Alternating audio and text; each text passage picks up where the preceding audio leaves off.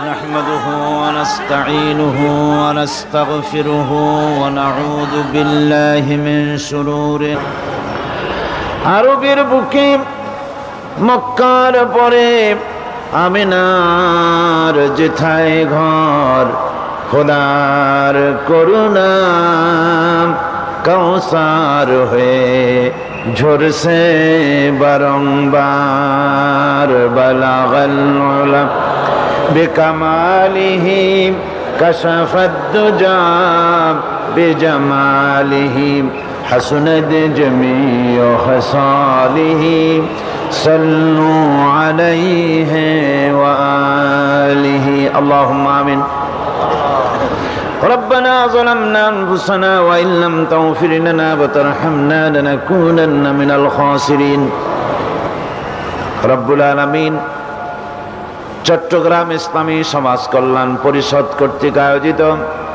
5 দিন ব্যাপী তাফসীরুল কোরআন মাহফিলের আজকের এই চতুর্থ দিবসে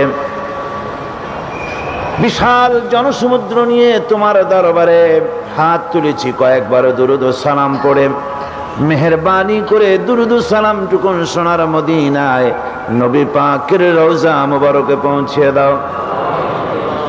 तमाम পৃথিবীর মাটির নিচে যত মুমিন মুমিনাত শুয়ে আছেন তাদের আরো আর পরে সওয়াব পৌঁছায় দাও রব্বুল আলামিন। এই মাহফিলের আয়োজন যারা করেছেন আর শোনার জন্য যারা এসেছেন, কিয়ামতের দিন মুসিবতের সময় এই মাহফিল আমাদের সকলের জন্য নাজাতের ওসিলা বানিয়ে দিও আল্লাহ।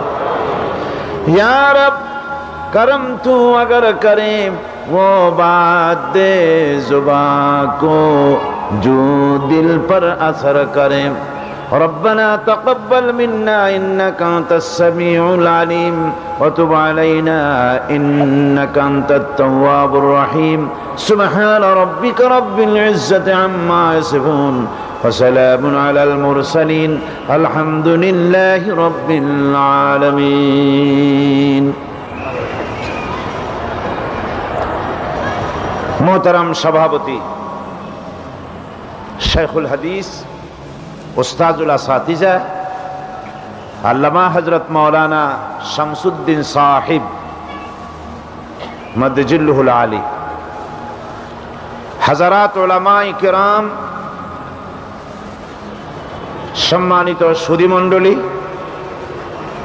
सुप्रिय एलाकाबासी, दूर दूरान्त থেকে আগত ভাই এবং পর্দার আড়ালের বোনেরা, আসসালামু আলাইকুম ওয়া রাহমাতুল্লাহি ওয়া বারাকাতুহু। আমরা আল্লাহ রাব্বুল ইজ্জত ওয়াল জালাল তার পবিত্র দরবারে লাখো কোটি শুকর আদায় করছি, যে মনিব, যে মালিক, যে মাবুদ দয়া করে মেহেরবানি করে প্রতিদিনের মতো আজও আমাদেরকে কোরআনে কারীমের আকর্ষণে কোরআনের কাছে টেনে এনেছে। আসার, বসার, বলার, শোনার সব দিক থেকে সুযোগ করে দিয়েছেন। না লাইটে অসুবিধা, না মাইকে অসুবিধা, না বসায় অসুবিধা, না শোনায় অসুবিধা, সব দিক থেকে যে মনিব কোরআনে কারীমের এই সুন্দর পরিবেশ তৈরি করলেন তার দরবারে সেজদা অবনত হয়ে শুকর আদায় করছি প্রাণ ভরে আলহামদুলিল্লাহ। মহব্বতের সাথে জোরে সোরে সবাই পড়ে না একযোগে আলহামদুলিল্লাহ। আর মাত্র একটি দিন বাকি আছে। আমরা আজকের দিন সহ 4 দিন চতুর্থ দিনে পৌঁছলাম। মাবুদের কথা আমরা শুনতেছি। 19 বছর ধরে চিটাগংবাসী বিশাল তাফসীরুল কোরআন মাহফিলের মাধ্যমে শুনছেন, আরো তাফসীরের মাহফিল হচ্ছে সেগুলিতে শুনছেন, কিন্তু এই শোনার তো কোনো শেষ নাই। আছে কোনো শেষ? এর শোনারও শেষ নাই, মজারও শেষ নাই।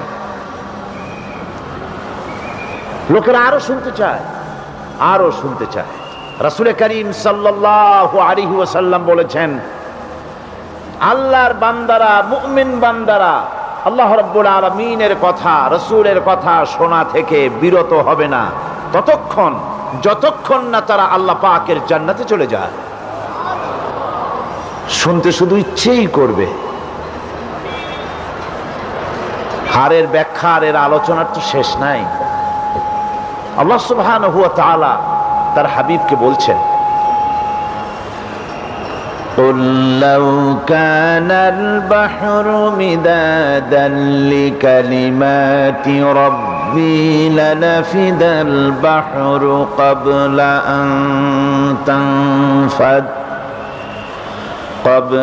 أَن تَنفَدَ كَلِمَاتُ رَبِّي وَلَوْ جِئْنَا بِمِثْلِهِ مَدَدًا।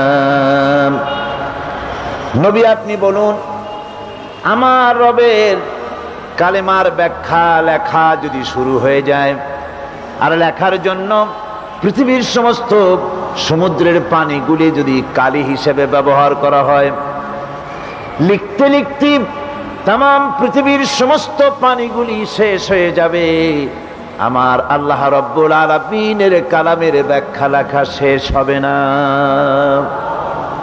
এমন এক আজিম কিতাব, এমন এক সম্মানিত কিতাব, এমন এক নিয়ামত যা আল্লাহ পাক আমাদের দিয়েছেন, যার মধ্যে রয়েছে আমাদের কথা। আল্লাহ পাক বলছেন এটা এমন একটা কোরআন, এমন এক কিতাব যার মধ্যে তোমাদের কথা বলা হয়েছে, বিশ্ববাসীর কথা বলা হয়েছে। যিনি গান গাইলেন, জাতীয় কবি কাজী নজরুল ইসলামের রচিত গান। নজরুল ইসলামকে আল্লাহ পাক জান্নাত দান করুন, তার জীবনের সব গুনাহ আল্লাহ মাফ করে দিন। ইসলামের ব্যাপারে এবং তার হাবিবের ব্যাপারে কত সুন্দর তিনি রচনা করেছেন। এই রচনার কারণে আল্লাহ যেন তার জীবনের সবগুলি গুনাহ মাফ করে দেন। গানের একটা কলি ছিল, কেবল মুসলমানের লাগিয়া আসেনি কো ইসলাম। কি সুন্দর কথা, বাস্তব কথা। আল্লাহ শুধু মুসলমানদের আল্লাহ নন, তাহলে তো পড়া হতো আলহামদুলিল্লাহি রব্বিল মুসলিমিন। আল্লাহ শুধু নবী রাসূলদের আল্লাহ নন, তাহলে লেখা হতো আলহামদুলিল্লাহি রব্বিল মুরসালিন। আল্লাহ শুধু পীর বুজুর্গ এবং মুত্তাকিনদের জন্য আল্লাহ নন, তাহলে লেখা হতো আলহামদুলিল্লাহি রব্বিল আউলিয়া ওয়াল মুত্তাকিন। কিন্তু তা তো বলা হয়নি। তিনি শুধু নবীদের আল্লাহ নন, তিনি শুধু সাহাবীদের আল্লাহ নন, তিনি শুধু পীর বুজুর্গদের আল্লাহ নন, তিনি শুধু আলেম ওলামা আর শুধু মুসলমানদের আল্লাহ নন। তিনি আল্লাহ কাদের? আলহামদুলিল্লাহি রাব্বিল আলামিন। জান ভরে প্রাণ ভরে সবাই পড়েন আলহামদুলিল্লাহি রাব্বিল আলামিন। তিনি তো আমার সেই আল্লাহ যিনি সকলের জন্য আল্লাহ।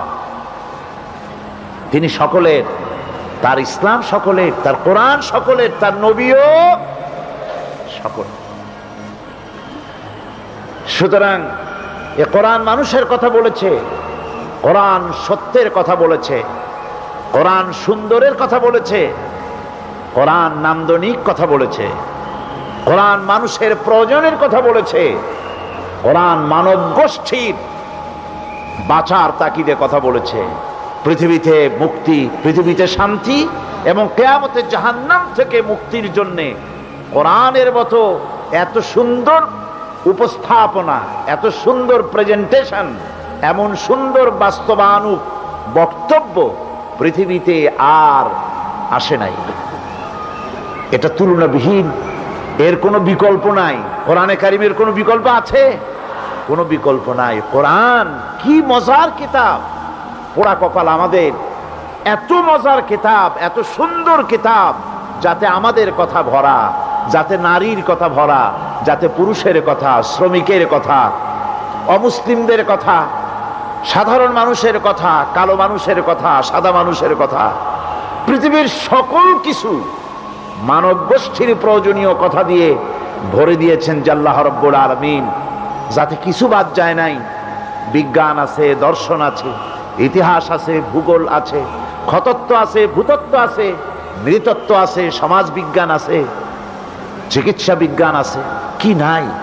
সব কিছু দিয়ে আল্লাহ পাক কোরআনে কারীমকে ভরে দিয়েছেন।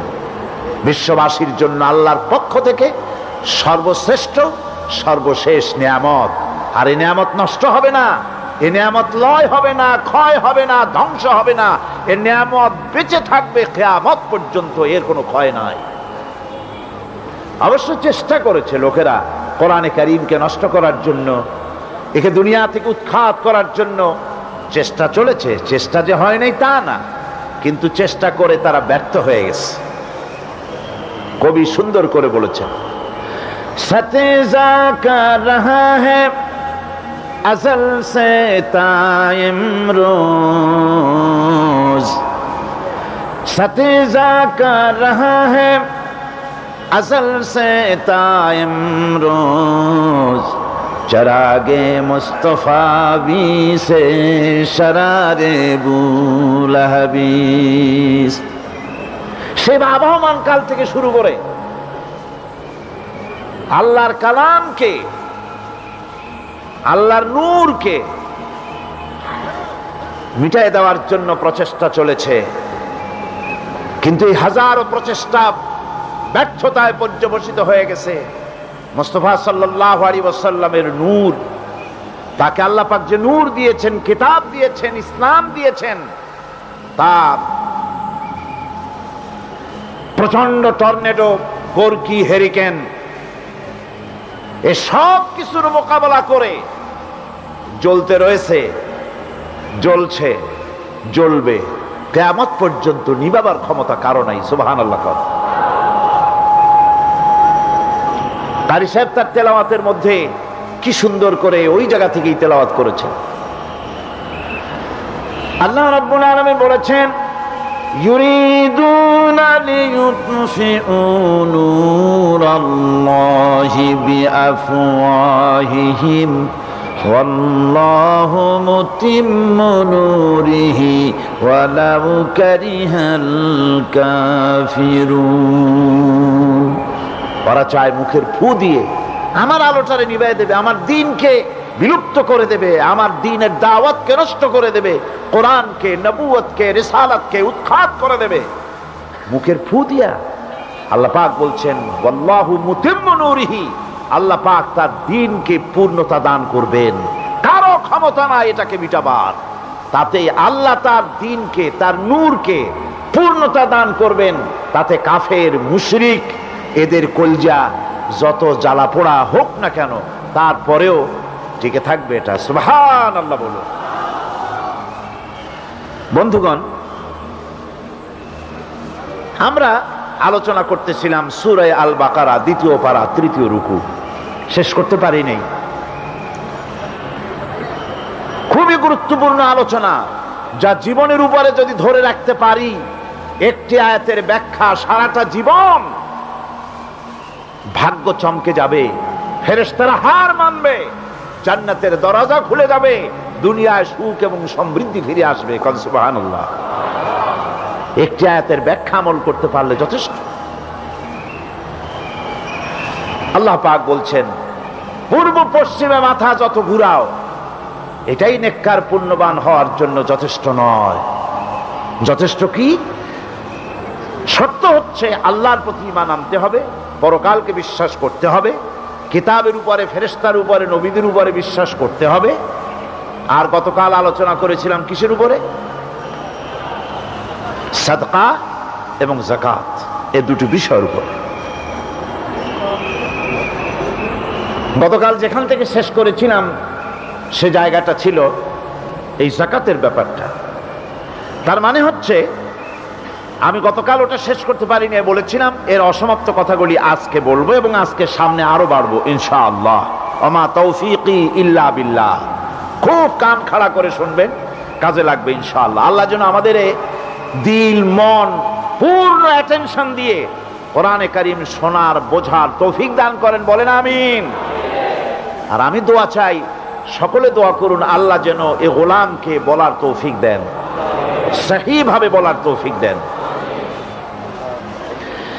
যে জায়গাটা বলতে পারি নাই, অসমাপ্ত রয়ে গেছিল, সেটা হলো এই যে ইসলামী অর্থনীতিতে বুনিয়াদী কথা হচ্ছে যে ইসলামের দৃষ্টিতে সকল ধন এবং সম্পদের মূল মালিক হচ্ছেন আল্লাহ পাক। সমস্ত ধন সম্পদের মালিক কে? আল্লাহ সুবহানাহু ওয়া তাআলা। কোরআনে কারীম বলছে লিল্লাহি মা ফিস সামাওয়াতি ওয়া মা ফিল আরদ। আকাশ এবং জমিনের ভিতরে যা কিছু আছে সব কিছুর মালিকানা কার? জোরে বলেন কার? আল্লাহ রাব্বুল আলামিন হচ্ছেন এর একচ্ছত্র মালিক। সুতরাং বান্দাদের কাছে কিছুদিনের জন্য এগুলিকে আমানত রাখা হয়েছে। আমাদের ঘর আছে, বাড়ি আছে, ব্যবসা আছে, বাণিজ্য আছে, জায়গা আছে, জমিন আছে, গরু আছে, বাছুর আছে, এই সবগুলি কিছুদিনের জন্য আমাদের কাছে কি রাখা হয়েছে? আমানত। আমানতের মাল আপনি আপনার ইচ্ছা মতো খরচ করতে পারবেন না। আমানতের মাল কি ইচ্ছা মতো খরচ করা যায়? যায় না। আমানতের মালকে খরচ করতে হলে মূল মালিকের ইচ্ছা অনুযায়ী খরচ করতে হবে। মূল মালিককে আল্লাহ রাব্বুল আলামিন বলছেন ইন্নাল্লাহা ইশতারা মিনাল মুমিনিনা আনফুসাহুম ওয়া আমওয়ালাহুম বিআন্না লাহুমুল জান্নাহ। আমি আমার মুমিনের জান এবং মালকে খরিদ করে নিয়েছি, বিনিময় জান্নাত দিয়ে দিয়েছি। তোমার কাছে যে জান আছে, মাল আছে, এটা তোমার নয়, এটা আমার আমানত তোমার কাছে। সুতরাং এই আমানত খরচ করতে হবে মূল মালিকের ইচ্ছা অনুযায়ী। সমাজের এক শ্রেণীর লোক প্রচুর বিত্তের মালিক হবে, সমাজের এক শ্রেণীর লোক প্রচুর বিত্ত এবং সম্পদের মালিক হয়ে ভোগ বিলাসের আনন্দের স্রোতে ভেসে যেতে থাকবে, নিজেকে ভাসিয়ে দেবে। আর এক শ্রেণীর লোক অনাহারে অর্ধাহারে কষ্ট করবে। এ বিধান ইসলামের নয়। কেউ থাকবে 10 তলায় আর কেউ থাকবে গাছতলায়, কেউ খাবে পোলাও, কোরমা, বিরিয়ানি, আর কারো কিসমতে মরুচ পোড়াও হবে না। এ বিধান আল্লাহর নয়। ইসলামের বিধান হচ্ছে এই যে আল্লাহ যে সব সম্পদ মানুষকে দান করেছেন, এই সম্পদের ভিতরে বিত্তহীনদের অধিকার রাখা হয়েছে। বিত্তহীন যারা গরিব, যাদের কিছু নাই, তারা আপনার করুণার পাত্র নয়। কি বলেন? তারা কি ধনীদের করুণার পাত্র? কোরআনে কারিমে আল্লাহ বলেন ওয়াল্লাযীনা ফী আমওয়ালিহিম হাক্কুল লিসসাইলি ওয়াল মাহরুম। ধনীদের সম্পদের ভেতরে গরিবদের, বিত্তহীনদের অধিকার রয়েছে। সে অধিকার আদায় করে দাও। দান করা এমনি দিয়ে দেওয়া এক জিনিস, গরিবদেরকে, বিত্তহীনদেরকে ইসলাম করুণার পাত্র বানায় নাই, বলেছে অধিকার। অধিকারটা বড় মজবুত কথা, এ কথার লোড আছে, ওয়েট আছে। আপনার আমার সম্পদের, অর্থাৎ যাদের বিত্ত আছে, বিত্ত সম্পদওয়ালা সম্পদশালী লোকেদের সম্পদের ভেতরে গরিবদের অধিকার রয়ে গেছে। সে অধিকার আদায় করতে হবে। ইসলাম সকল মানুষের দারিদ্র দূর করে বেঁচে থাকার মৌলিক অধিকার প্রতিষ্ঠিত করেছে। রাসূল করিম সাল্লাল্লাহু আলাইহি ওয়াসাল্লাম বলেছেন লাইসা লি ইবনি আদম হাক্কুন সিওয়া হাযিহিল খিসাল বাইতুন ইয়াসকুনুহু ওয়া সাওবুন ইউয়ারি আওরাতাহু ওয়া জালফাল খুবজি ওয়াল মা। আখরাজাহু তিরমিজি।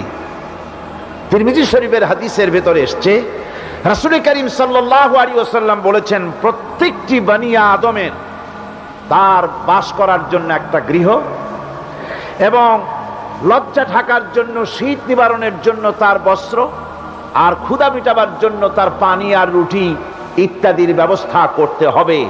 চাই সে মুসলমান হোক, আর হিন্দু হোক, আর খ্রিস্টান হোক। বনি আদম, আদমের সন্তান যে মানুষ, যে তার এই অধিকার ইসলাম প্রতিষ্ঠিত করেছে। আজ বলা হচ্ছে খাদ্য, বস্ত্র, বাসস্থান সমাধান দেবে অমুকরা তমুকরা, এরকমের স্লোগান হয় না? ওরা দিতে পারবে না, ওরা দিতে পারে নাই। খাদ্য, বস্ত্র, শিক্ষা, চিকিৎসা, বাসস্থানের গ্যারান্টি দিয়েছে কোরআন, দিয়েছে আল্লাহ রসুল জনাবে মুহাম্মদ রাসূলুল্লাহ সাল্লাল্লাহু আলাইহি ওয়াসাল্লাম। ইসলাম অর্থনৈতিক নিরাপত্তার জন্য যে সব পন্থা অবলম্বন করেছে সেটা হচ্ছে যে সমাজের কর্মক্ষম সকল ব্যক্তি রুজির জন্য পরিশ্রম করবে, কেউ বসে থাকতে পারবে না।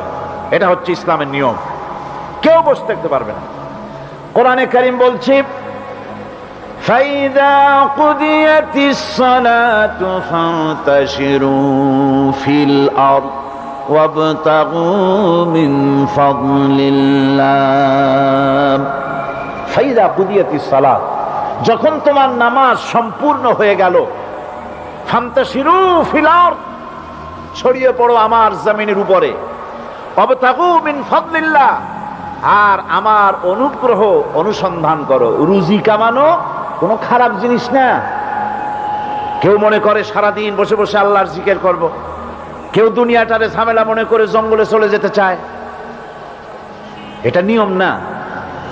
আপনি বসে থাকতে পারবেন না, আপনাকে কাজ করতে হবে। রুজি কামাই করাটাকে কোরআনে কারিমে এতটা সম্মান দিয়েছে যেটাকে ফদলুল্লাহ বলা হয়েছে। ফদলুল্লাহ এটা আল্লাহর অনুগ্রহ, সুবহানাল্লাহ বলেন। এটাকে ফদলুল্লাহ বলা হয়েছে, এটা জিনাতুল্লাহ বলা হয়েছে। আপনি যে কাপড় চোপড় ব্যবহার করেন, এই কাপড় চোপড়ের ব্যাপারে আল্লাহ পাক প্রশংসা করেছেন, কাপড় চোপড় সুন্দর পরতে বলেছেন। তারপরে রুজি রোজগার হালাল করতে বলা হয়েছে, এবং রুজি কামাবার ব্যাপারে হালাল ভাবে রুজি কামাবার জন্য ইন্সপিরেশন দেওয়া হয়েছে কোরআন এবং হাদিসে। রাসূল করিম সাল্লাল্লাহু আলাইহি ওয়াসাল্লাম বলেছেন আল কাসিবু হাবিবুল্লাহ, সহস্তে যে উপার্জন করে সে আল্লাহর বন্ধু। যে ব্যক্তি ঠেলা গাড়ি চালায়, কুলি মজুর, রিক্সা চালায়, নিন্দা নাই, তাকে নিন্দা করা যাবে না। রিক্সাওয়ালাও একটা গুরুত্বপূর্ণ দায়িত্ব পালন করছে। কুমার, কামার, তাঁতি, জেলে, ধোপা, নাপিত সবাই কাজ করছে। প্রত্যেক কাজের সম্মান ইসলাম দেয়, সুবহানাল্লাহ। সমস্ত কাজের সম্মান আছে, শুধুমাত্র সম্মান নাই চুরির কাজের, ডাকাতির কাজের, সন্ত্রাসের কাজের, চাঁদাবাজির কাজের, মাস্তানির কাজের। এই সব কাজ নিন্দনীয় এবং এই সব কাজ নিতান্ত বাজে কাজ। এ কাজের কোনো সম্মান নাই। সম্মান হচ্ছে নিজের হাতে কামাই করে সারা দিনে এক মুঠো খাবারও যদি খান, আপনার খাবারের চাইতে হালাল খাবার কারো হতে পারে না। আল্লাহর বন্ধু সোজা কথা না। আল কাসিবু হাবিবুল্লাহ, সহস্ত উপার্জনের এত বরকত। সেজন্য অর্থনৈতিক নিরাপত্তার জন্য সমাজের প্রত্যেকটি কর্মক্ষম লোককে কাজ করতে হবে। কি করতে হবে? নামাজ পড়া হয়ে গেছে, এখন আর বসে থাকা চলবে না। নেমে পড়ুন কাজের জন্য, আল্লাহর অনুগ্রহ অনুসন্ধান করুন। এরপরে আল্লাহ পাক বলছেন আমার অনুগ্রহ রুজি কামাও, আর রুজি কামাবার সময় ওযকুরুল্লাহ যিকরান কাসীরা লাআল্লাকুম তুফলিহুন। আর জিকির করবা আমার বেশি, আমার জিকির করবা। বলা হচ্ছে রুজি অনুসন্ধান করো, আর বলা হচ্ছে আমার জিকির করো। তো জিকির আর রুজি সন্ধানের ভিতরে সামঞ্জস্য কি? সামঞ্জস্যটা হচ্ছে এই যে আপনি যখন উযকুরুল্লাহ কাসীরান, আপনাকে বেশি করে জিকির করতে হবে। জিকির মানে কি? স্মরণ করা। জিকির মানে কি? স্মরণ করা। আল্লাহকে স্মরণ করেন। রুজি যখন কামাতে যাবেন স্মরণ করবেন কারে? চিল্লায় কোন কারে? আপনি রুজি কামাবার জন্য চাকরি করতেছেন, অফিসে বসে যদি আল্লাহ রাব্বুল আলামিন আপনার স্মরণে থাকে, তাহলে ঘুষ খাওয়া আপনার জন্য সম্ভব হবে না। কথা ঠিক কিনা? আল্লাহ পাক বলছেন রুজি কামাবার জন্য তুমি যে পরিশ্রম করবে, ওই পরিশ্রমের সময় বেশি বেশি জিকির করো, আমারে স্মরণ রাখো। অফিসে বসে যখন তুমি কাজ করবে, আমি যদি স্মরণে থাকি, তাহলে তুমি ঘুষ খাইতে পারবে না। তুমি জমিন চাষ করবে, জমিন চাষ করার সময় আমি যদি তোমার স্মরণে থাকি, জমিনের আইল ঠেলা তোমার পক্ষে সম্ভব হবে না। যত রকমের রুজি রোজগারের পথ আছে, আমাকে স্মরণ করো, খারাপ পথ থেকে বাঁচো, হালাল ভাবে রুজি কামাও। হালাল রুজির ভিতরে আল্লাহ রব্বুল আলামিন বরকত দিয়ে দিবেন। আর কাজ করার জন্য বলা হয়েছে। রাসূল করিম সাল্লাল্লাহু আলাইহি ওয়াসাল্লাম বলেছেন, ইজা সাল্লাইতুমুল ফাজরা ফালা তানুমু আন তালবি আরযাকিকুম। ফজরের নামাজ পড়া হয়ে গেছে, ঘুমায়ও না। আমাদের একটা আম অভ্যাস হয়ে গেছে ফজরের নামাজ পড়ে ঘুমানো। হাদিস শরীফে বলা হচ্ছে, ফজরের নামাজ পড়া হয়ে গেছে, ঘুমায়ও না। রুজি তালাশ করো, রিজিক তালাশ করো, নিজের সাহায্য করো, অন্যকে সাহায্য করো, নিজের সংসারের জন্য কাজ করো, অন্যের জন্যও করো। হালাল ভাবে রুজি কামাই করে বউকে একটা ব্লাউজ কিনে দিয়েছেন, একটা শাড়ি কিনে দিয়েছেন, বাচ্চাকে ক্লাসের বই কিনে দিয়েছেন, বাজার থেকে মাছ তরিতরকারি কিনে। অক্ষম ব্যক্তিদেরকে সহযোগিতা করবে, যারা নাকি উপার্জন করতে পারে না, ওই জাতীয় লোকদেরকে তারা সহযোগিতা করবে। ওয়াকফুলু গানিয়ুহুম ফাকিরাহুম, সেই সমাজের যারা নাকি সামর্থ্যবান তারা রোজগার করবে এবং গরিবদেরকে সহযোগিতা করবে। আল্লাহর নবী বলেছেন, সে ব্যক্তি মুমিন নয়, সে ব্যক্তি মুমিন নয়, সেই ব্যক্তি মুমিন নয়। সাহাবায়ে কিরাম হতচকিত হয়ে উঠলেন, প্রশ্ন করলেন, নবীজি কোন ব্যক্তি মুমিন নয়? আল্লাহর নবী বলেন, যেই ব্যক্তি পেট পুরে আরাম করে ঘুমায় গেল এ কথা জানার পর, যে তার প্রতিবেশী না খেয়ে শুয়ে আছে, ক্ষুধার যন্ত্রণায় কাতরাচ্ছে, এ কথা জানার পরে যেই মুসলমান ব্যক্তি আরাম করে পেট ভরে খেয়ে ঘুমায়, সে কখনো মুমিনের দাবি করতে পারে না, মুমিন হতে পারে না। কত বড় কথা! ইসলাম মানুষকে তাকিদ করেছে তার প্রতিবেশীর উপরে লক্ষ্য রাখার জন্য, তার প্রতিবেশীকে লক্ষ্য রাখার জন্য, গরিব মানুষের প্রতি লক্ষ্য রাখার জন্য। রাসূল করিম সাল্লাল্লাহু আলাইহি ওয়াসাল্লাম বলছেন, আইয়ু রাজুলিন মাতা দিয়ান বাইনা আগনিয়ায় ফাকাদ বারিয়াত মিনহুম জিম্মাতুল্লাহি ওয়া রাসূলি। আল্লাহর নবী বলেন, কোন ধনী ব্যক্তিদের মাঝে কোন গরিব প্রতিবেশী যদি না খেয়ে মারা যায়, তাহলে ওই এলাকার বিত্তশালী লোকদের সাথে আল্লাহর সমস্ত সম্পর্ক, রসুলের সব সম্পর্ক ছিন্ন হয়ে যায়। কে বলতে পেরেছে এত বড় কথা? মানুষের অর্থনৈতিক নিরাপত্তার জন্য কত বড় কথা বলেছে ইসলাম, বলেছে বিশ্বনবী জনাবে মুহাম্মদ রাসূলুল্লাহ সাল্লাল্লাহু আলাইহি ওয়াসাল্লাম। আল্লাহ রাব্বুল আলামিন বলেন,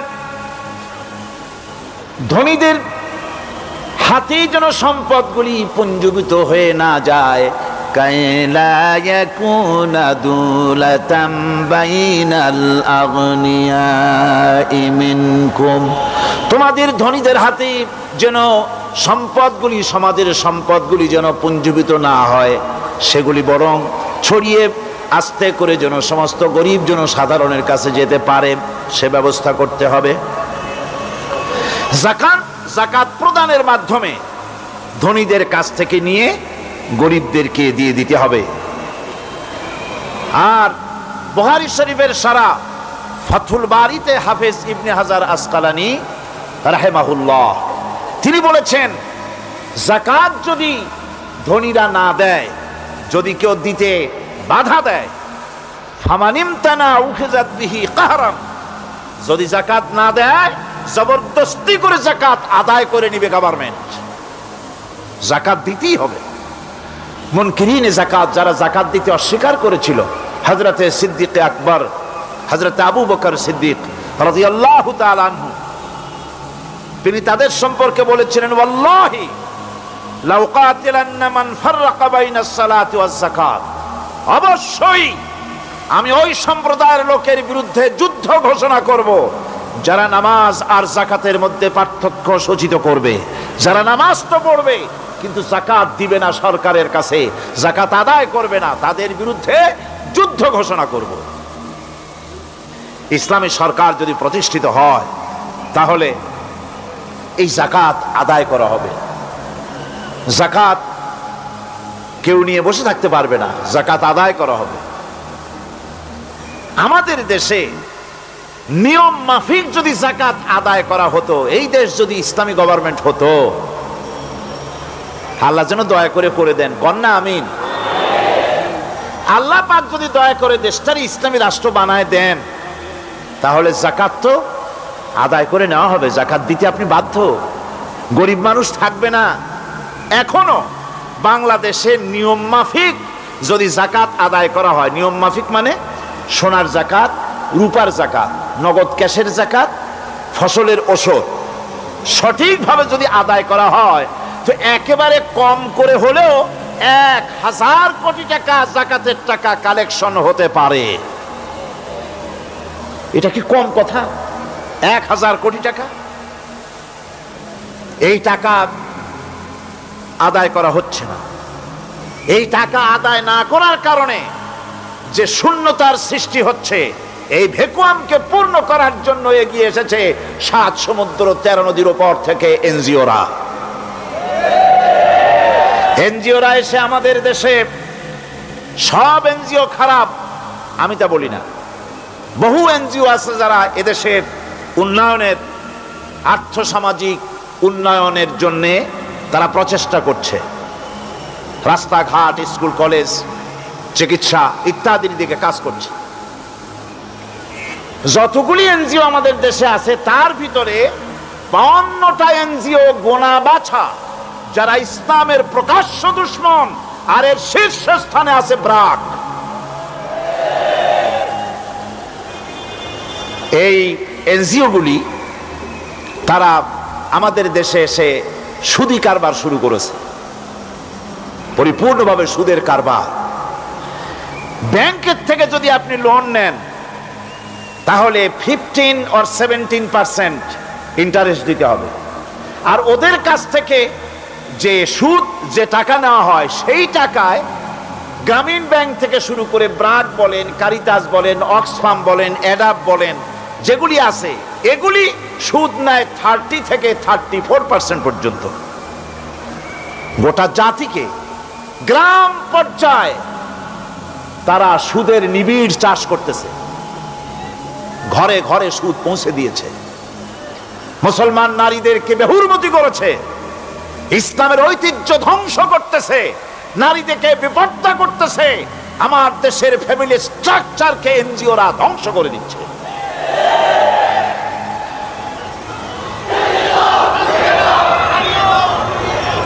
সুতরাং এনজিওরা এই সুযোগটা পেত না। যদি জাকাত কালেকশন করা হতো আর জাকাত দিয়ে, জাকাত যে সব জায়গায় খরচ করতে হয় সেই খরচ করার জায়গাগুলিতে সঠিকভাবে যদি ব্যয় করা হতো, এই অবস্থা হতো না। বাংলাদেশে সম্পদের অভাব নাই। যারা বলে বাংলাদেশ গরিব, আমি তাদের সাথে একমত নই। আক্ষরিক অর্থে বাংলাদেশ গরিব নয়, বাংলাদেশে সম্পদ আছে। বাংলাদেশে যে জিনিসটার অভাব সেটা হচ্ছে ইনসাফ ভিত্তিক বন্টনের অভাব। এখানে কেউ তো 1000 বিঘা জমির মালিক, বিঘা বুঝেন না কি কন আপনারা? কানি। কেউ তো 1000 কানির মালিক, আর কারো তো রান্নাঘর উঠাবার জায়গা নাই। কথাটাই ঠিক কিনা? কেউ তো শত শত কোটি টাকা, কত কোটি টাকা যে আছে তা হিসাব করে মাসখানেক লাগবে, গুনিয়া খুলাইতে পারবে না। আর কারো তো একটা ট্যাবলেট কেনার পয়সা নাই। সুতরাং আমার দেশে যেভাবে গরিব বলা হয় আক্ষরিক অর্থে ওইভাবে আমার দেশ গরিব নয়। আমাদের দেশে সম্পদ আছে, বহুত জমি অনাবাদি ফেলে রাখা হয়েছে। রাসূল করিম সাল্লাল্লাহু আলাইহি ওয়াসাল্লাম বলেছেন, সেই ব্যক্তির জমিন রাখার অধিকার নাই যে ব্যক্তি তা চাষের আওতায় না আনে। আছে না বহুত জমি পড়িয়া? আবাদযোগ্য জমি আমাদের দেশে আছে যা, তার 2,40,00,000 একর। আমাদের ভূমি সম্পদ রয়েছে, বনজ সম্পদ যা আছে সেটা হচ্ছে 32,53,860 একর জুড়ে বিরাট বনজ সম্পদ আমাদের আছে। ভূমি সম্পদ আছে, বনজ সম্পদ আছে। আমাদের রয়েছে পানি সম্পদ, প্রায় 250 নদী, 3,600 বর্গ মাইল জুড়ে নদীগুলো প্রবাহিত আছে। আমাদের পানি সম্পদ আছে। আমাদের গ্যাস সম্পদ আছে, যে গ্যাস অন্তত 100 বছর চলতে পারে। প্রত্যেক বাড়িতে বাড়িতে গ্যাসের সংযোগ দিলেও 100 বছরে ফুরাবে না। আলহামদুলিল্লাহ কইতে ইচ্ছা করে না? জোরে কোন আলহামদুলিল্লাহ। আমাদের গ্যাস সম্পদ রয়েছে, আমাদের মৎস্য সম্পদ আছে, পশু সম্পদ আছে, কৃষি সম্পদ আছে, আরো রয়েছে বিপুল জনশক্তি। জনশক্তিকে আজ সবচাইতে বার্ডেন মনে করা হয়। জনশক্তিকে বলা হয় বাংলাদেশের সবচাইতে বড় সমস্যা, জনশক্তি সমস্যা। এটা হচ্ছে যে সরকার আসে তারই ভূতে পায়, যে যায় লঙ্কা সে আর মানুষ হালে ফেরে না, মানুষগুলি তার জন্য জ্বালা।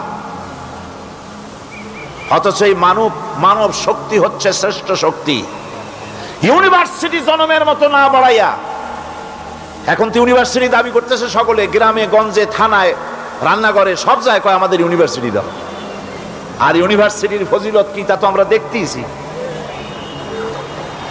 এর থেকে বেশি করে পলিটেকনিক ইনস্টিটিউট, ভোকেশনাল ইনস্টিটিউট ইত্যাদি যদি বানানো হতো, ভিক্ষার হাতকে কর্মীর হাতে যদি পরিণত করা যেত, মানুষগুলিকে যদি কর্মক্ষম করা যেত, তাদেরকে যদি মডার্ন টেকনোলজি যদি শিক্ষা দেওয়া যেত, তাহলে এই মানব শক্তি রপ্তানি করে বা পৃথিবীর বিভিন্ন দেশ থেকে মূল্যবান বৈদেশিক মুদ্রা অর্জন করা যায়। সেটা না করে মানুষ হইছে জ্বালা, জনমের মতো এদেরকে মারো। এটা হচ্ছে ট্রেনের থার্ড ক্লাস প্যাসেঞ্জার্স মেন্টালিটি। সেটা কিরকম? সেটা হচ্ছে ট্রেনে যখন মানুষ চলে তৃতীয় শ্রেণীতে, একবার উঠে বসলে সে অন্যের জন্য জায়গা ছাড়ে না। জায়গা খালি আছে, আরেকজন আসে বললে ভাই আমার একটু বসতে দাও, কয় না ভাই এখানে লোক আছে। আসলে কিন্তু লোক নাই। আপনি যদি বলেন যে সেই লোক আসলে আমি জায়গা ছেড়ে দেবো, ততক্ষণ তো বসি। আপনি বসলেন, এরপরে আপনি তো বুঝছেন যে লোকটা ফাঁকিতেছে, ওই চিন্তা আপনার মধ্যেও ঢুকবে, আর একজন আসবে বসার জায়গা আছে, আপনি বলবেন না এখানে জায়গা নাই। ট্রেনের থার্ড ক্লাস প্যাসেঞ্জারদের যে মন মানসিকতা, বর্তমান মুসলিম দেশগুলির সরকার প্রধানেরা ঠিক ট্রেনের থার্ড ক্লাস প্যাসেঞ্জারদের চাইতেও থার্ড ক্লাস। মানব শক্তিকে কাজে লাগাবার চিন্তা না করে উল্টা চিন্তা তারা করছেন। বাংলাদেশের এই আর্থসামাজিক প্রেক্ষাপটে ইসলামের বিধান ছাড়া, আল্লাহর দেওয়া বিধান ছাড়া এর কোনো মুক্তি নাই, এর নাজাতের কোনো পথ নাই। আল্লাহ রাসূল ক্ষমতা আরোহণ করলেন, রাষ্ট্রের মালিক হলেন, প্রেসিডেন্ট হলেন। রাসূলুল্লাহ কি হলেন? আল্লাহর নবী প্রেসিডেন্ট হলেন। সমাজের গরিব দুঃখীদের ব্যাপারে নবীজি বললেন, মান তারাকা মালান ফালওয়ারসাতিহি ওয়া মান তারাকা দিয়ান আও কুল্লা ফালিয়াতিনি ফাইন্না মাওলাহু, রাওয়াহুল বুখারী। নবীজি বলেন, যে ব্যক্তি মারা গেল, মরে যাওয়ার পর তার যে সম্পদ থাকবে, এই সম্পদগুলি সে যে সন্তান, স্ত্রী, পুত্র যাদের রেখে গেছে তা তাদের জন্যে।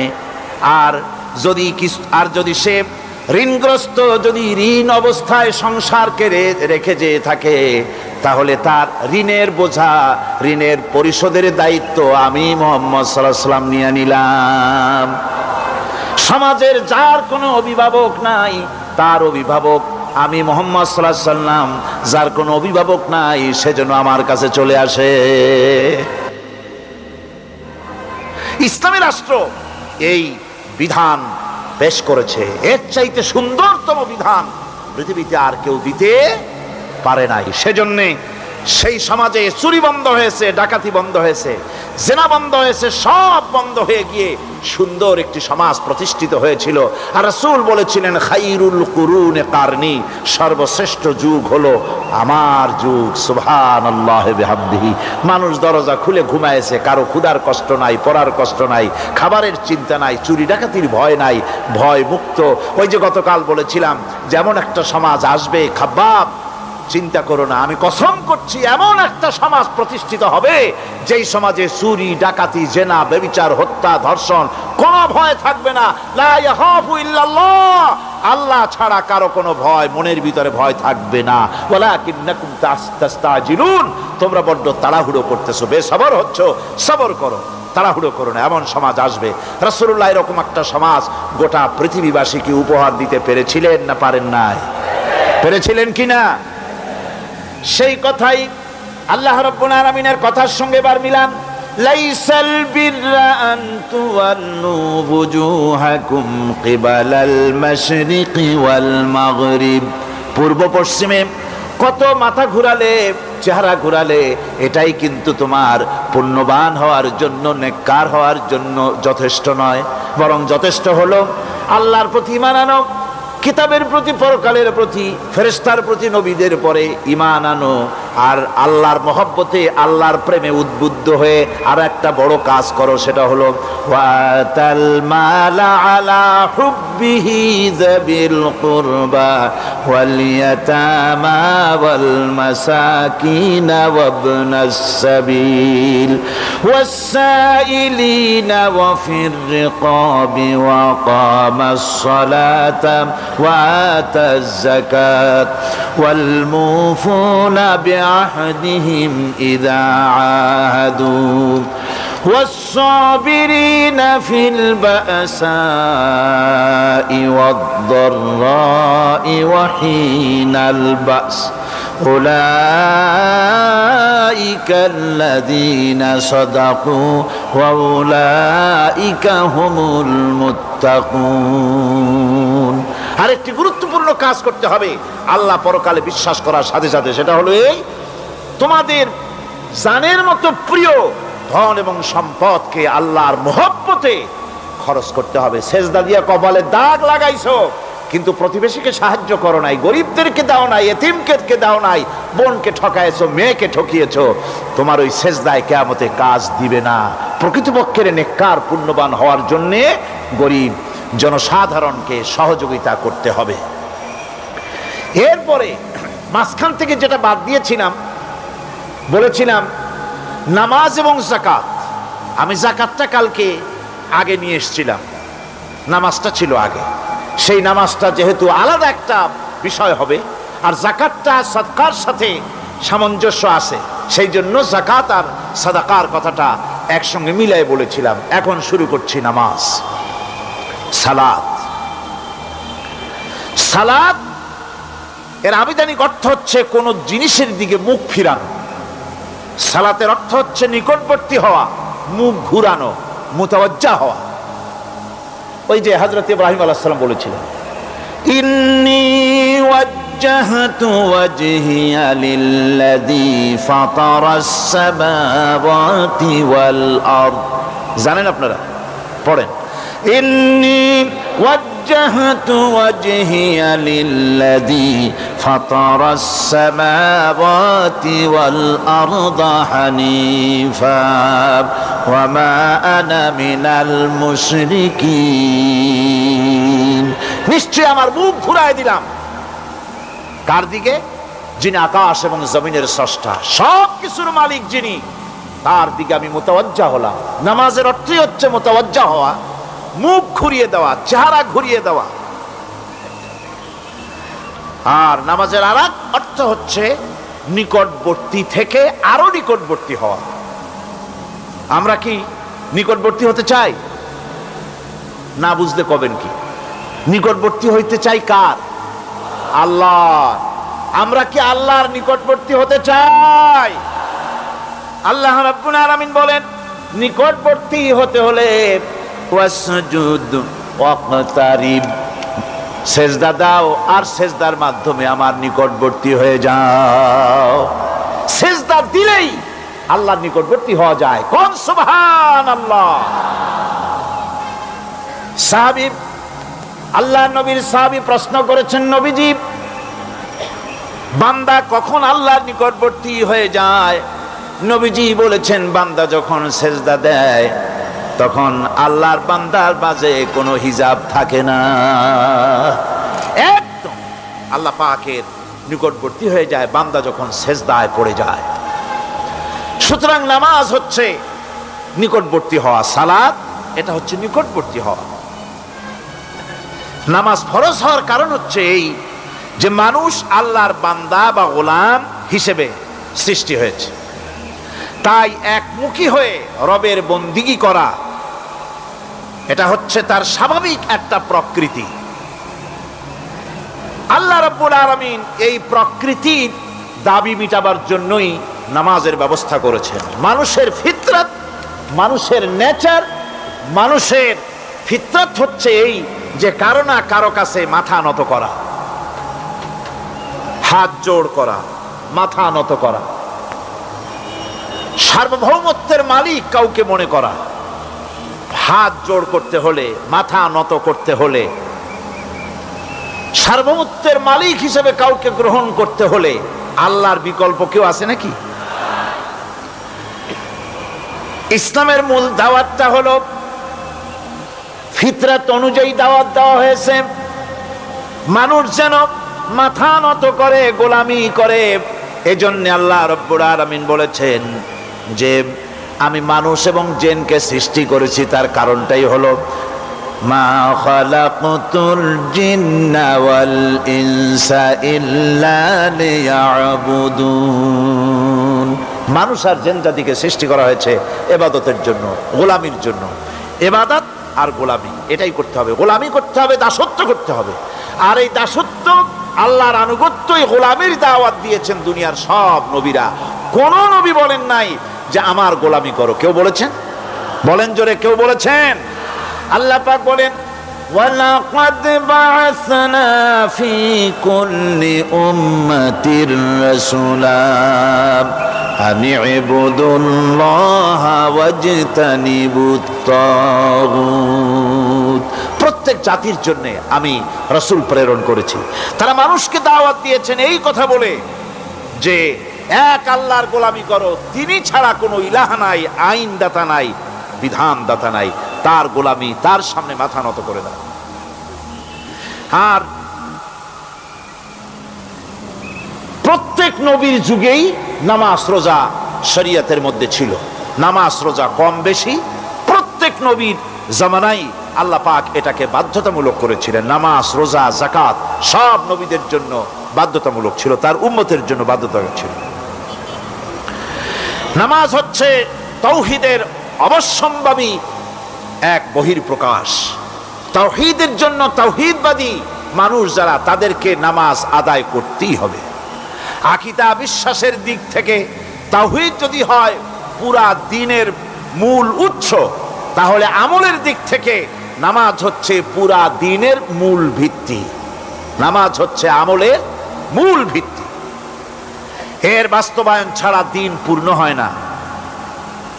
নামাজ মুমিনের কেবলমাত্র একটি উত্তম আমলই নয়, বরং নামাজ হচ্ছে ঈমানের মূল ভিত্তি। যার কাছে নামাজ নাই তার কাছে কিছুই নাই। রাসূল করিম সাল্লাল্লাহু আলাইহি ওয়াসাল্লাম বলেছেন যে নামাজ যে ব্যক্তি পড়ে না, আল্লাহ পাকের সাথে তার কোনো সম্পর্ক বাকি থাকে না। সুতরাং এই নামাজটা হচ্ছে এই যে একমাত্র একাগ্র চিত্তে আদবের সাথে আল্লাহর সামনে রুজু হয়ে যাওয়া। কোরআনে কারীম বলছে মুনিবিনা ইলাইহি ওয়াত্তাকুহু ওয়া আকিমুস সালাতা ওয়া লা তাকুনু মিনাল মুশরিকিন। তোমরা আল্লাহর দিকে রুজু হয়ে যাও এবং তাকে ভয় করে অন্যায় কাজ থেকে বিরত থাকো, আর নামাজ কায়েম করো, মুশরিকদের অন্তর্ভুক্ত হয়ে যেও না। নামাজ কায়েম করা, নামাজের আদেশ কোরআনে কারীমের মধ্যে আল্লাহ পাক বহু জায়গায় করেছেন। ঈমানের পর নামাজই হচ্ছে সবচেয়ে বড় জরুরি। একজন মানুষ ঈমান আনলো, যেমন কালকে একজন ঈমান এনেছে, ঈমান আনার সাথে সাথে তার প্রথম কাজ কি বলুন? বলেন প্রথম কাজ কি? ফজরের নামাজের আগে একজন ইসলাম কবুল করলেন, তার প্রথম দায়িত্ব নামাজকে আদায় করে দেওয়া, ফজরের নামাজ পড়া। জোহরের আগে কেউ ঈমান আনলো, তার প্রথম দায়িত্ব জোহরের নামাজ আদায় করা।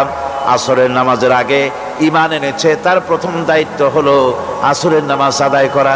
তার মানে হলো ঈমান আনার পর একজন ঈমানদারের প্রথম দায়িত্ব হচ্ছে নামাজ। গুরুত্বপূর্ণ বিষয়, খুব ভালো করে শুনতে হবে, ইয়াদ রাখতে হবে প্রত্যেকটি মুসলমানের। এই নামাজ কি জিনিস, কেমনে আদায় করতে হবে, আদায় না করলে কি হবে, গুরুত্বপূর্ণ এই কথাগুলি প্রত্যেকের স্মরণ রাখতে হবে। হযরত মূসা আলাইহিস সালামকে আল্লাহ রাব্বুল আলামিন ওহী প্রদান করলেন। যেদিন ওহী দিলেন, ওহী দিয়ে সেই মুহূর্তে আল্লাহ পাক তাকে শোনালেন, ইন্নানি আনাল্লাহ লা ইলাহা ইল্লা আনা ফা'বুদনি ওয়া আকিমিস সালাতা লিযিকরি। নিশ্চয়ই আমি আল্লাহ, আমি ছাড়া কোনো ইলাহা নাই, আমার গোলামি করো, আমার দাসত্ব করো, আর আমার শরণার্থে নামাজ কায়েম করো। নামাজ নামাজ নামাজ কায়েম করতে হবে, এটাই হচ্ছে ইমানের সবচেয়ে বড় দাবি। অন্যত্র আল্লাহ পাক বলছেন, কুল ইন্না হুদাল্লাহি হুয়াল হুদা ওয়া উমিরনা লিনুসলিমা লিরাব্বিল আলামিন। হে নবী বলুন, প্রকৃতপক্ষে আল্লাহর হেদায়েত হচ্ছে সঠিক হেদায়েত। সত্যিকারের হেদায়েত কার হেদায়েত? আল্লাহ পাকের হেদায়েত। এবং তার পক্ষ থেকে নির্দেশ করা হয়েছে যে সারা জাহানের মালিকের সামনে মাথা নত করে দাও। মাথা নত করবেন কার কাছে? আল্লাহ পাকের কাছে। ওয়া আনাকিমুস সালাতা ওয়াত্তাকুহু ওয়া হুয়াল্লাযী ইলাইহি তুহশারুন। আর নামাজ প্রতিষ্ঠা করো, আল্লাহ রাব্বুল আলামিনের ভয়তে সমস্ত অপরাধমূলক কাজ থেকে, অসামাজিক কার্যকলাপ থেকে বিরত থাকেও। আর একদিন মনে রেখো, তোমাদের সকলকেই আল্লাহ রাব্বুল আলামিনের দরবারে উপস্থিত হতে হবে। নামাজ ঈমান থাকা না থাকার প্রমাণ। ঈমান আছে কি ঈমান নাই এর প্রমাণ কি? নামাজ। আল্লাহ পাক বলছেন, ফালা সাদ্দাকা ওয়ালা সাল্লা ওয়ালাকিন কাযযাবা ওয়া তাওয়াল্লা। কিন্তু না সে সত্য মেনে নিল, আর না সে সালাত আদায় করলো, বরং সত্যকে মিথ্যা মনে করে ফিরে গেল। নামাজটাই হচ্ছে একজন মানুষের সে মুমিন না কাফের তা প্রমাণ করার জন্য, এটাই হচ্ছে মূল কথা। কিয়ামতের দিন মানুষ যে জাহান্নামে যাবে, জাহান্নামের জন্য, জাহান্নামে যে সব কারণে যাবে তার মধ্যে বড় কারণ কালকে বলেছিলাম, দেখি মনে আছে নাকি? বড় কারণ কয়টা? কয়টা? আলহামদুলিল্লাহ মনে আছে। আল্লাহ রাব্বুল আলামিন বলেন, ইয়াতাসাআলুনা আনিল মুজরিমিন। কিয়ামতের দিন অপরাধীদেরকে জিজ্ঞেস করা হবে, মা সালাকাকুম ফি সাকার, জাহান্নামে কেন আসছো? জবাবে তারা বলবে, ক্বালু লাম নাকু মিনাল মুসাল্লিনা ওয়া লাম নাকু নুতঈমুল মিসকিন। নামাজ পড়ি নাই, আর এতিম মিসকিনদের খেতে দেই নাই, এই কারণেই জাহান্নামে এসেছি। কল নাউযুবিল্লাহ। নামাজ যারা পড়বে না জাহান্নামে যেতে হবে। কোথায় যেতে হবে? কেউ কেউ মনে করতে পারবেন নামাজের ওয়াজ তো বহু শুনছি, এর চাইতে গুরুত্বপূর্ণ জিনিস আর নাই। নামাজের চাইতে গুরুত্বপূর্ণ ইবাদত আল্লাহর সৃষ্টি করেন নাই। মুসলমানের জন্য সর্বশ্রেষ্ঠ ইবাদত কি? চিল্লায় এখন জোরে বলেন কি? এই নামাজ। আকসার মানুষের নামাজ হয় না। যারা আমরা নামাজ পড়ি, বহু লোকের নামাজ পড়ে ঠিক, কিন্তু নামাজ আদায় হয় না। আমি সে কথা বলবো সামনের দিকে, প্রাণ খুলে শুনবেন, কাজে লাগবে ইনশাআল্লাহ। কোন ইনশাআল্লাহ? আকীদাগত দিক থেকে ঈমান হলো তাওহীদের স্বীকৃতি, আর আমলের দিক থেকে নামাজ হচ্ছে তাওহীদের বহিঃপ্রকাশ। আপনি মুসলমান তা প্রমাণ হবে নামাজ দিয়ে। নামাজহীন ঈমানের দাবি মূল্যহীন। যার নামাজ নাই তার ঈমানের দাবি করার কোনো মূল্যই নেই। অনেক এরকম কথা বলে, হুজুর আমি মানুষটা নিতান্ত খারাপ না, যাই মনে করেন, গ্রামে রাস্তা বানাইছি, ব্রিজ করে দিয়েছি, কালভার্ট করেছি, এতিম মিসকিনদের তাও মাঝে মধ্যে খাবার দেই। নামাজ হচ্ছে ইসলামের গণ্ডির মধ্যে প্রবেশের প্রমাণ। কোরআনে কারীম বলছে, ফাইন তাবু ওয়া আকামুস সালাতা ওয়া আতাউজ যাকাতা ফাইখওয়ানুকুম ফিদ্দীন। সূরা তওবা এসেছে। তারা যদি তওবা করে আর নামাজ কায়েম করে, যাকাত যদি আদায় করে, তাহলে এখন তোমাদের সে দ্বীনি ভাই, এখন ভাই হয়ে গেল। একটু আগে ছিল কাফের মুশরিক, এখন তোমার দিনী ভাই। দিনের গণ্ডির মধ্যে প্রবেশ করা কলেমা পড়ার সাথে সাথেই নামাজ। নামাজ হচ্ছে দিনের প্রধান গেট, দিনের প্রধান তোরণ। দিনের মধ্যে প্রবেশ করার জন্য এই গেট দিয়ে প্রবেশ করতে হবে। সুতরাং এই নামাজের এতই গুরুত্ব দেওয়া হয়েছে। ইসলাম যদি ক্ষমতায় আসে, আল্লাহ যেন এনে দেন, জোরে কোন আমিন। ইসলাম যদি ক্ষমতায় এসে যায়, রব্বুল আলামিন তাফসীরের মাহফিল, কোরআন সামনে নিয়ে আশা করে তোমার দরবারে দোয়া করি, এই বিশাল জনসমুদ্রের দোয়া কবুল করো মাবুদ গো, এই বাংলাদেশকে ইসলামের দেশ বানাইয়া দাও। দেশটা যদি ইসলামের হয়ে যায়, আইন যদি আল্লাহর হয়, শাসন যদি সৎ লোকেরা করে, রব্বুল আলামিন কোরআন শরীফে বলেন, তাহলে তারা 4টা কাজ করবে। আল্লাযীনা মাক্কান্নাহুম ফিল আরদ আকামুস সালাতা ওয়া আতাউজ যাকাত ওয়া আমারু বিল মা'রুফি ওয়া নাহাউ আনিল মুনকার। মুমিনেরা ক্ষমতায় এসে প্রথম যে কাজটা করবে, প্রথমে ক্ষমতায় এসেই নামাজ বাধ্যতামূলক করবে। প্রথম কি? ওয়াজ নসিহতে অনুরোধ করা হবে না, বাবাজিরা আল্লাহর রাস্তায় নামাজটা পড়ে না। রেডিও এবং টেলিভিশনের মাধ্যমে রাষ্ট্রপ্রধান অর্ডার করে দিবেন, আজ থেকে বাংলাদেশের 12 কোটি তাওহীদি জনতা, নারী পুরুষ যারা আকেল বালিগ, সকলের জন্য নামাজ বাধ্যতামূলক, নামাজ পড়তেই হবে। এটা অর্ডার। বেলা যখন 1টা বেজে যাবে, বেলা যখন 1টা বাজবে, সমস্ত মসজিদে আজান শুরু হয়ে যাবে। আজানের সাথে সাথে অফিস, আদালত, কল কারখানা, ক্ষেত খামার, শিক্ষাঙ্গন সব ডেডলক হয়ে যাবে। আধা ঘন্টার জন্য বন্ধ হয়ে যাবে। যারা মুসলমান অফিসে, কলেজে, ইউনিভার্সিটিতে, সর্বত্র তারা নামাজের জন্য প্রস্তুতি নেবেন। আধা ঘন্টার ভিতরে নামাজ আর খানা সেরে আবার কলেজ চলবে, বিশ্ববিদ্যালয় চলবে, কল চলবে, কারখানা চলবে, ক্যান্টনমেন্ট চলবে, সেক্রেটারিয়েট চলবে, সব আপন গতিতে চলতে থাকবে। আল্লাহর রহমত, বরকত আকাশ ফেরে নাজিল হয়ে যাবে। আর এই অর্ডার যে দেওয়া হবে, নামাজ পড়বেন, নামাজ পড়বেন সেখানে।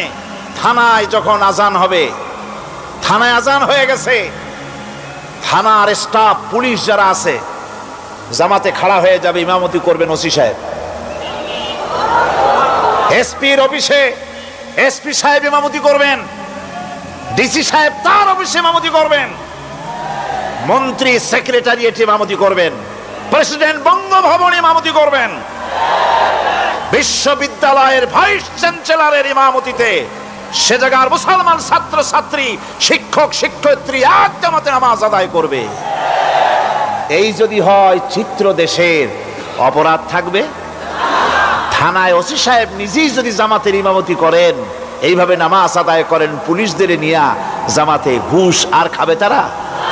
এসপি সাহেবের অফিসে, ডিসি সাহেবের অফিসে মন্ত্রীরা যদি এভাবে নামাজ কায়েম করে, তাহলে কি অন্যায় অপরাধ কিছু থাকবে সমাজে? থাকবে না। সুতরাং নামাজ বাধ্যতামূলক করে দেওয়া হবে। নামাজ বাধ্যতামূলক, সকলকে নামাজ পড়তে হবে।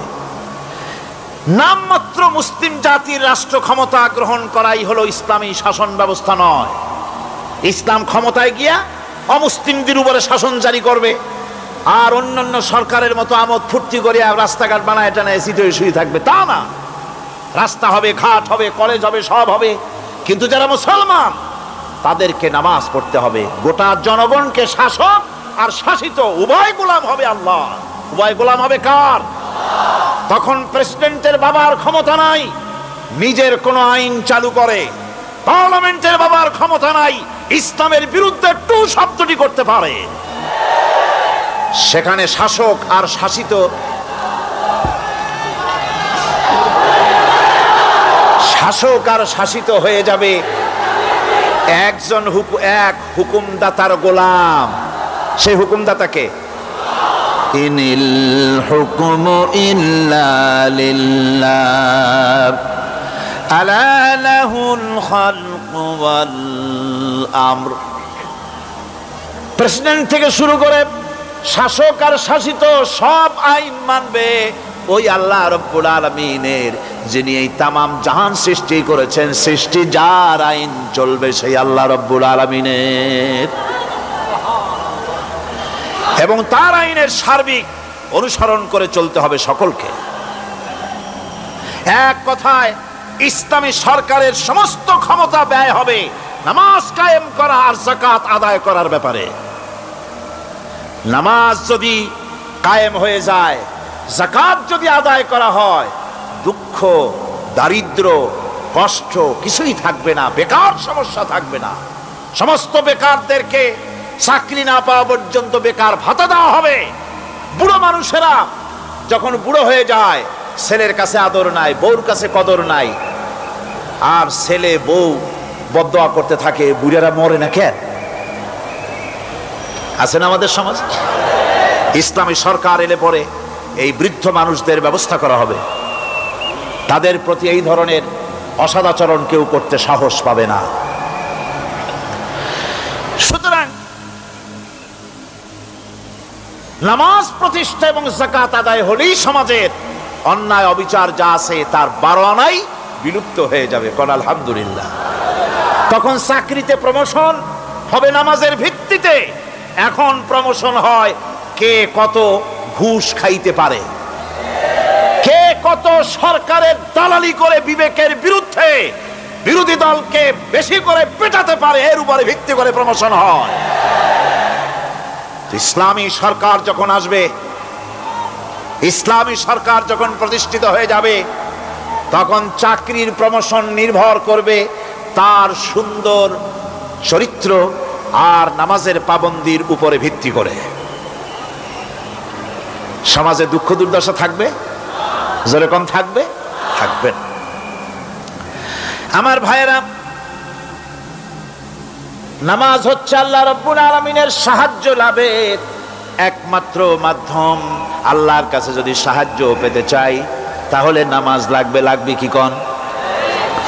وَلَقَدْ أَخَذَ اللَّهُ مِيثَاقَ بَنِي إِسْرَائِيلَ وَبَعَثْنَا مِنْهُمُ 12 نَقِيًّا وَقَالَ اللَّهُ إِنِّي مَعَكُمْ لَئِنْ أَقَمْتُمُ الصَّلَاةَ।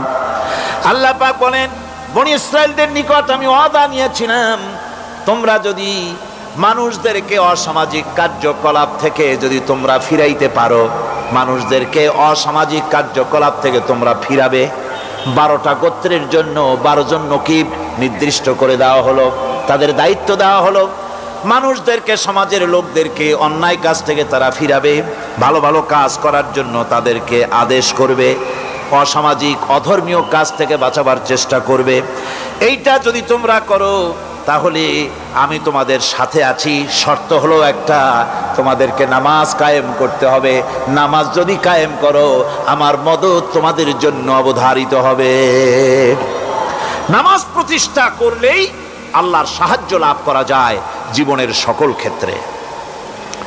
নামাজ হচ্ছে অপকর্মের প্রতিবন্ধক। নামাজ পড়লে অন্যায় কাজ থেকে বাঁচার পথ। অন্যায় থেকে বাঁচায় কিসে? নামাজ। আল্লাহ রাব্বুল আলামিন বলেন, উতলু মা উহিয়া ইলাইকা মিনাল কিতাবি ওয়াকিমিস সালাম ইন্নাস সালাতা তানহা আনিল ফাহশাই ওয়াল মুনকার। হে নবী, এই কিতাব তেলাওয়াত করো যা তোমার প্রতি অবতীর্ণ করা হয়েছে, এই কিতাব তেলাওয়াত করো আর নামাজকে প্রতিষ্ঠা করো। নিঃসন্দেহে নামাজ মানুষকে পাপাচার থেকে বাঁচায়া দেয়। অশ্লীলতা, পাপাচার থেকে মানুষকে বাঁচায় কে? জোরে চিল্লায় কোন কে? এই নামাজ মানুষকে অন্যায় কাজ থেকে বাঁচায় দেয়। নামাজ যে মানুষকে অন্যায় কাজ থেকে বাঁচায়, কেমনে বাঁচায়? আমরা যে নামাজ পড়ি, এই নামাজে তো আমাদেরকে অন্যায় কাজ থেকে বাঁচাইতে পারে না। নামাজি বহুত মানুষ আছে অন্যায় করে, করে কিনা কোন? না করে না? করে। নামাজি অথচ অন্যায় করে। আর আল্লাহ বলছেন নামাজিকে, নামাজ তাকে অশ্লীলতা থেকে ফিরায়। তাহলে কথা কারটা ঠিক? আল্লাহরটা। জোরে বলেন কারটা ঠিক? অবশ্যই আমার আল্লাহর কথা হক। আমি ভুল করতেছি, আমি যেন কোথাও ভুল করতেছি, সামথিং ইজ রং, কোথাও যেন আমরা ভুল করে বসতেছি, সেই ভুলটা কি আমরা আবিষ্কার করতে চেষ্টা করবো ইনশাআল্লাহ। প্রথম যে কথাটা সেটা হচ্ছে এই যে আমরা যা নামাজে পড়ি আমরা তা বুঝি না। কথা ঠিক কিনা? আমি যদি এখন প্রশ্ন করি সামি আল্লাহু লিমান হামিদা অর্থ কি কোন, ফার্স্ট ডিভিশনে কয়েকটা লেটার নিয়ে ফেল করবেন এরকম লোক আছেন না নাই? সুবহান রাব্বিয়াল আলা অর্থ কি জানি না, সুবহান রাব্বিয়াল আযীমের অর্থ কি জানি না, দোয়া কুনুত অর্থ কি জানি না, তাশাহুদ অর্থ কি জানি না, সূরা ফাতিহার অর্থ কি জানি না, এমন কি উযুর মধ্যে কয়টা ফরজ তাও অনেকের জানা নাই। কথা কি বেশি বললাম না ঠিক বলছি? একজনের জিজ্ঞেস করলো, মিয়া উযুতে কয় ফরজ? কয় হুজুর কি মনে করেন যে বুঝি জানি না? এটা তো সাধারণ ব্যাপার, বলেন না কয় ফরজ? কয় উযুতে তো 17 ফরজ। কি কি? কয় হাত ধোয়া, পাও ধোয়া, মুখ ধোয়া, নাক ধোয়া, চোখ ধোয়া, জিহ্বা ধোয়া, মাথা ধোয়া। বলতে বলতে গুনে দেখা গেল প্রায় 19টার মতো বলছে। বলা হলো মিয়া বললেন আপনি উযুতে ফরজ 17টা, কইলেন আপনি 19টা। কয় হুজুর জানি আরো, বলি না আপনাদের ভয়তে। উযু জানে না, নামাজ জানে না, তাকেই নামাজ কেমনে ফিরাবে অন্যায় কাজ থেকে? কথা বুঝতে পেরেছেন? নামাজে কি পড়ি? নামাজে দাঁড়ায় গেলাম, আল্লাহু আকবার অর্থ কি? চিল্লায় কন্না আল্লাহু আকবার। এরকম না, মুসলমানের মতো গলা ছেড়ে দিয়ে চিৎকার দিয়ে বলেন আল্লাহু আকবার। এই আল্লাহু আকবার, আল্লাহ সর্বশ্রেষ্ঠ, তার চাইতে বড় আর কেউ নাই। এই কথা দিনরাত 24 ঘন্টার ভিতরে শত শতবার বলি, একবার দুইবার না, শত শতবার বলি আল্লাহ সর্বশ্রেষ্ঠ। এই কথা বলার পরেও মনের মধ্যে অন্য কেউ বড় হয়, আল্লাহর বড়ত্ব যেভাবে মুখ দিয়া বলি ওইভাবে কার্যত পালন করি না। নামাজে আল্লাহু আকবার বললাম, এরপরে সানা পড়লাম, তারপরে সূরা ফাতিহা পড়লাম। সূরা ফাতিহার ভিতরে যে সমস্ত কথাগুলি বললাম সেই কথাগুলি বুঝি না, কি বলেছি তাও জানি না। এরপরে সুবহান রাব্বিয়াল আলা বলেছি, সুবহান রাব্বিয়াল আযীম বলেছি, সামি আল্লাহু লিমান হামিদা বলেছি, অর্থ কি জানি না। আল্লাহ তা শুনতে পান, যে ব্যক্তি আল্লাহর প্রশংসা করেন তিনি তা শুনতে পান। নামাজের মধ্যে আইডিয়া দেওয়া হচ্ছে তুমি যে আল্লাহর জন্য নামাজ পড়তেছো, প্রশংসা করতেছো, এটা এমন নয় যে আল্লাহ পাক দেখছেন না বা শুনতেছেন না। তুমি যা বলতেছো, প্রশংসা করতেছো, আল্লাহ পাক তা শুনতে পাচ্ছেন। সামি আল্লাহু লিমান হামিদা, সুবহান রাব্বিয়াল আলা, আমি মহান সর্বশ্রেষ্ঠ আল্লাহ রাব্বুল আলামিনের পবিত্রতা ঘোষণা করছি, আমি তার প্রশংসা করছি। সূরা ফাতিহার কি আমরা বলি আপনারা ব্যাখ্যা দেখে বুঝে নিয়েন, সেগুলি আমি এখানে বলে বাকি কথা সব শেষ করতে পারবো না। এরপরে আমরা নামাজের মধ্যে দোয়া কুনুত পড়ি। সেই দোয়া কুনুতে যে কি ওয়াদাটা করি, অন্তত আমার তো মনে হয় সাধারণ মানুষের মধ্যে 99.9 লোকেরা জানে না দোয়া কুনুতে কি পড়ে, অর্থ বোঝে না। দোয়া কুনুতের মধ্যে বলা হচ্ছে আল্লাহুম্মা ইন্না নাস্তাঈনুকা, হে আল্লাহ আমি তোমার কাছে সাহায্য চাই। কার কাছে সাহায্য চাই? আল্লাহর কাছে সাহায্য চাই। নামাজের ভিতরে বলতেছেন, এই কথা যদি অর্থ আপনি জানতেন যে তোমার কাছে সকল ব্যাপারে সাহায্য চাই তোমার কাছে, এই কথাটা যদি মনে প্রাণে বুঝতেন, তাহলে দুনিয়ায় কোনো মাজারে গিয়া মরা জিন্দা মানুষের কাছে গিয়া নিজের ছেলে মেয়ে চাইতেন না, চাকরির উন্নতি চেতেন না। আপনি নামাজের ভিতরে বলতেছেন আপনার কাছে, আয় আল্লাহ আপনার কাছে সর্বপ্রকারের সাহায্য আপনার কাছে চাই। নামাজের ভিতরে কিসের মধ্যে বলতেছেন? বিশ্বাস যদি করতেন, যদি বুঝতেন, তাহলে যত বড় পীর আসুক দেশ থেকে আর বিদেশ থেকে, সন্তান চাওয়ার জন্য পাগল হয়ে পায়ের উপরে পড়ে থাকতেন না, আল্লাহর কাছেই চাইতেন। কার কাছে চাইতেন? এরপরে বলতেছেন আস্তাগফিরুকা, তোমার কাছে ক্ষমা চাই, গুনাহ করেছি, অনেক গুনাহ করেছি, তোমার কাছে ক্ষমা চাই, কারণ সাহায্য করতে পারো তুমি, গুনাহ মাফ করতে পারো তুমি। গুনাহ মাফ করার ক্ষমতা কি আছে পৃথিবীর কারো? আকাশে জমিনে আল্লাহ ছাড়া মানুষের গুনাহ কেউ মাফ করতে পারে? এরপরে বলতেছি ওয়ানুমিনু বিকা, আয় আল্লাহ আমি তোমার উপর ঈমান এনেছি, পরিপূর্ণভাবে তোমার উপরে ঈমান এনেছি। ওয়া নাতাওয়াক্কালু আলাইক, আর তোমার উপরেই কেবলমাত্র ভরসা করেছি। ঈমান এনেছি তোমার উপরে, ভরসা করছিও তোমার উপরে। এই কথাগুলি যদি আমরা বুঝতাম তাহলে আত্মাটা বড় হয়ে যেত, মাথাটা আল্লাহ ছাড়া কারো সামনে নত হতো না। ঠিক না বেটি? আল্লাহ ছাড়া কারো সামনে মাথা নত হতো না। আল্লাহর উপরই ভরসা, তোমার উপর ভরসা করছি, তোমার উপর ঈমান এনেছি। এরপরে বলছি ওয়ানুসনি আলাইকাল খায়র, সর্বপ্রকার কল্যাণের সাথে তোমার প্রশংসা করতেছি। ওয়ানাশকুরুকা, আর তোমার কৃতজ্ঞতা স্বীকার করছি, আমি তোমার শুকর আদায় করি, সর্ব ব্যাপারে তোমার শুকর আদায় করি। আর কি করি? ওয়ালা নাকফুরুকা, আমি কুফরি করি না, অকৃতজ্ঞ নই, আমি তোমার কৃতজ্ঞ বান্দা, আমি অকৃতজ্ঞ নই। একথা আপনি নামাজের মধ্যে বলেন, কিন্তু কৃতজ্ঞতা স্বীকার করেন না। আল্লাহ যে ছেলে দিয়েছে শুকর আদায় করেন না, আল্লাহ যে সুন্দরী বউ বা ভালো বউ দিয়েছেন শুকর আদায় করেন না, আল্লাহ সন্তান দিয়েছে শুকর আদায় করে না, আল্লাহ রাব্বুল আলামিন চাকরি দিয়েছেন, বাড়ি দিয়েছেন, জায়গা দিয়েছেন, জমিন দিয়েছেন, যৌবন দিয়েছেন, স্বাস্থ্য দিয়েছেন, শুকর আদায় করে না। আল্লাহ পাক বলেন বান্দারে যে অবস্থায় থাকো শুকর আদায় করো। লা ইন শাকারতুম লাযীদান্নাকুম ওয়া লা ইন কাফারতুম ইন্না আযাবী লাশাদীদ। আমার নিয়ামতের শুকর যদি আদায় করো আমি বেশি করে বাড়ায় দেব, আর যদি শুকর আদায় না করো তাহলে মস্ত বড় শাস্তি রেখে দিয়েছি।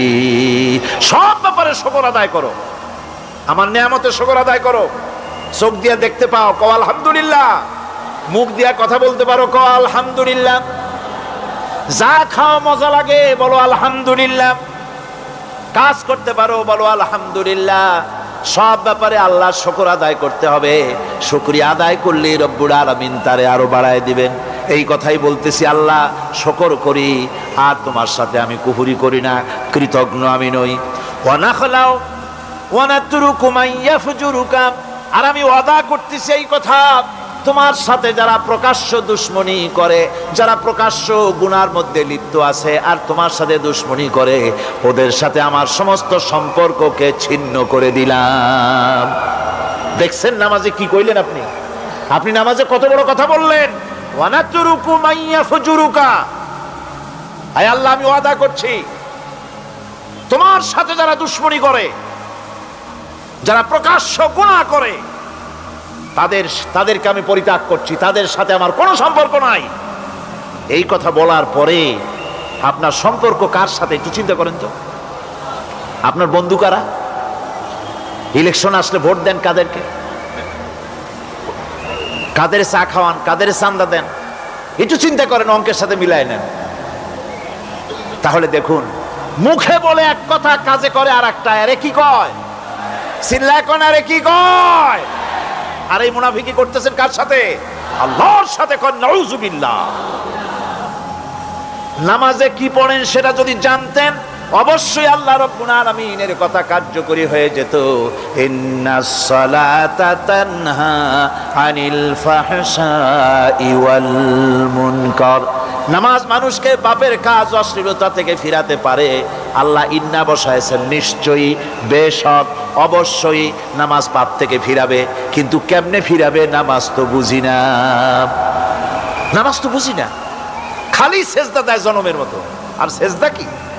নামাজে যদি দেখে ইমাম দেরি করতেছে, আত্তাহিয়াত পড়তে দেরি হয়ে যাচ্ছে, পিছন থেকে সিগন্যাল মারে, ঠিক কিনা? বেয়াদব, বেয়াদব। তোমার নামাজ, তোমার আত্তাহিয়াত আগে শেষ হয়েছে, তাতে কি হয়েছে? চুপ করে বসে থাকো। ইমামকে কাশি দিয়া সতর্ক করার অধিকার তোমার নাই। যদি ইমামকে সতর্ক করার জন্য কাশি দিয়ে থাকো, তোমার নামাজ ফাসেদ হয়ে যাবে। এটা ফাজলামি করার জায়গা না, এটা নামাজ। এর নাম কি? ধীরে সুস্থে নামাজ পড়তে হবে। অনেকে মসজিদটারে মনে করে জেলখানা, ঢুকতে যত দেরি, বেরোতে পারলে যেন বাসে যান ছটফট করে। সিনেমার মধ্যে গিয়ে ঘন্টার পর ঘন্টা বসে থাকে, খারাপ লাগে না? মসজিদে কেরাত যদি একটু লম্বা পড়ে, পিছনে বসে খালি কি যে করে মনে মনে বলতে থাকে যে ইমাম এমন কাঁচা ছাড়া ছাড়ি না। আর গান যখন শোনে শুনতেই থাকে, কত মজা, ঘুম আসে না। নাউযুবিল্লাহ। সুতরাং নামাজে কি পড়েন সেটা আপনাকে বুঝতে হবে। এরপরে বলতে বলা হচ্ছে আল্লাহুম্মা ইয়্যাকা না'বুদু ওয়া লাকা নুসাল্লি। আয় আল্লাহ তাআলা, আমি একমাত্র তোমার গোলামি করি। নামাজে বলতেছেন একমাত্র তোমার গোলামি করি।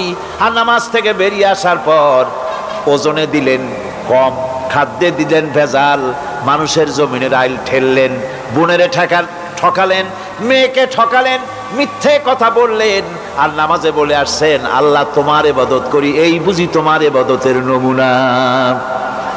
এই বুঝি তোমার ইবাদতের নমুনা? মুনাফিক। নামাজ বোঝে নাই, পাপ তারে ফিরে, নামাজ তাকে পাপ থেকে বাঁচাতে পারে না। হায় আল্লাহ, একমাত্র তোমার গোলামি করি, ওয়ালা কানু সাল্লি, আর একমাত্র তোমার উদ্দেশ্যেই নামাজ পড়ি। মানুষকে দেখাবার জন্য পড়ি না, নামাজটা পড়ি কার জন্য? কার জন্যে? এরপরে বলছি অনাসজুদু ওয়া ইলাইকা নাসআ। আয় আল্লাহ, আমি একমাত্র তোমাকেই সেজদা করি, আমার সমস্ত চেষ্টা সাধনা তোমার জন্য নিবেদিত। আমার চেষ্টা, আমার জিহাদ, আমার আন্দোলন, আমার বাঁচা, আমার মরা, আমার ব্যবসা, আমার বাণিজ্য, আমার সব তোমার জন্য। কার জন্যে? চিল্লা এখন কার জন্যে? দোয়া কুনুতটা কত বড় গুরুত্বপূর্ণ চিন্তা করেন। এরপরে বলা হচ্ছে ওয়ানাহফিদু ওয়ানারজু রাহমাতাকা, আমরা কষ্ট করি আর তোমার রহমতের আশা করি। হায় আল্লাহ, আমরা কষ্ট করতেছি আর তোমার রহমতের আশা করতেছি। ওয়ানাখশা আযাবাকা, আর তোমার আযাবের ভয় করতেছি। হায় আল্লাহ, তুমি দয়া করে আযাব থেকে বাঁচাও। ইন্না আযাবাকা বিল কুফফারি মুলহিক, নিঃসন্দেহে আযাব তো কেবলমাত্র কাফেরদের জন্য, জাহান্নামে নিক্ষিপ্ত হবে কাফেরেরা। হায় আল্লাহ তাআলা, আমি তোমার আযাবকে ভয় করতেছি, তোমার জাহান্নামের শাস্তি থেকে আমারে বাঁচাইয়া দাও। জাহান্নামের শাস্তি থেকে যদি বাঁচতে হয়, তাহলে দোয়া কুনুতটা বুঝিয়া নামাজটা যদি সেইভাবে আদায় করা যায়, নামাজ কামেল হয়ে যাবে। কোন আলহামদুলিল্লাহ। সঠিকভাবে নামাজ পড়ার পরও যদি কোনো মানুষের সঠিকভাবে, ভালো করে শোনেন, সঠিকভাবে নামাজ পড়ার পরেও যদি কোনো মানুষ পাপের থেকে না ফেরে, তাহলে বুঝতে হবে একথা, পানি আর সাবান দিয়া কাপড় ধুলে কাপড়ের ময়লা যাবে, কিন্তু পানি আর সাবান দিয়া কয়লা জনমের মতো ধুইলেও কয়লার ময়লা যাবে না। কথা বুঝে আসছে? এর থেকে আর উত্তম দৃষ্টান্ত আমার কাছে নাই। নামাজ পড়ার পরেও যদি চরিত্র ভালো না হয়, বুঝতে হবে নামাজ হচ্ছে না, কাঙ্ক্ষিত মানের নামাজ আদায় হচ্ছে না। আল্লাহর নবী বলেছেন, যার নামাজ পাপ কাজ হতে ফিরাতে পারলো না, তার নামাজ নামাজি নয়। আবার শুনুন, রাসূল বলছেন, যার নামাজ তাকে পাপের কাছ থেকে ফিরাতে পারলো না, তার নামাজ নামাজ নয়। ওইটা নামাজ হয় নাই, যার জন্য তার পাপ থেকে তারে ফিরাইতে পারছে না। আর কিয়ামতের দিন বেনামাজিরা সবচাইতে বেশি অপমানিত হবে। সবচাইতে বেশি অপমানিত হবে কারা? বেনামাজিরা। কিভাবে? ইয়াউমা ইউকশাফু আন সাকিন ওয়া ইউদআউনা ইলাস সুজুদি ফালা ইস্তাতিউন। সেদিন কঠিন সময়, আল্লাহ রাব্বুল আলামিন লোকদেরকে সিজদা করার জন্য বলবেন, কিন্তু যারা বেনামাজি ছিল দুনিয়ায়, তারা সিজদা দিতে পারবে না। বলেন নাউযুবিল্লাহ। অবস্থাটা কি হবে?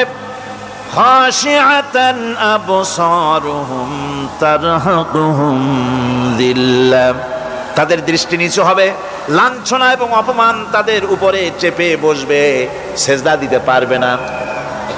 আল্লাহ আমাদেরকে ক্ষমা করুন। কিয়ামতের দিন হযরত আদম আলাইহিস সালাম থেকে শুরু করে পৃথিবীর সমস্ত মানুষের সামনে আল্লাহ রাব্বুল আলামিন সেজদা করার জন্য অর্ডার করবেন। যারা নাকি বেনামাজি ওরা আল্লাহর দরবারে সেদিন সেজদা দিতে পারবে না, লাঞ্ছিত অপমানিত হবে। জোরে কোন নাউজুবিল্লাহ। নামাজ, মুমিনের নামাজ একরকম, মুনাফিকের নামাজ হলো আর এক রকম। মুনাফিকরাও নামাজ পড়ে, পড়ে কিনা কন? মুনাফিকেরাও নামাজ পড়ে।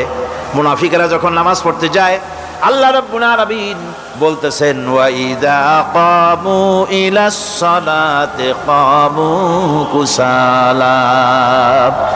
মুনাফিকেরা যখন নামাজ পড়তে দাঁড়ায়, নামাজে আসে ঠিক তারা, কিন্তু নামাজের জন্য দাঁড়ায় খুব শৈথিল্য ভারে, শৈথিল্য ভাবে দাঁড়ায়, কাহিলি সুস্তি, এ জায়গা চুলকায়, পায়জামা ধরে টান দেয়, টুপিটা ঘুরে আয়, এদিক ওদিক তাকায়। মুনাফিকের নামাজ দেখলেই ঠিক পাওয়া যায় যে বেটা মুনাফিক। এইভাবে সে দাঁড়ায়। তার নামাজটা কি জন্য? ইউরাউনান নাসা ওয়ালা ইয়াযকুরুনাল্লাহা ইল্লা কালিলা। তাদের নামাজ হচ্ছে মানুষকে দেখাবার নামাজ। নাউযুবিল্লাহ।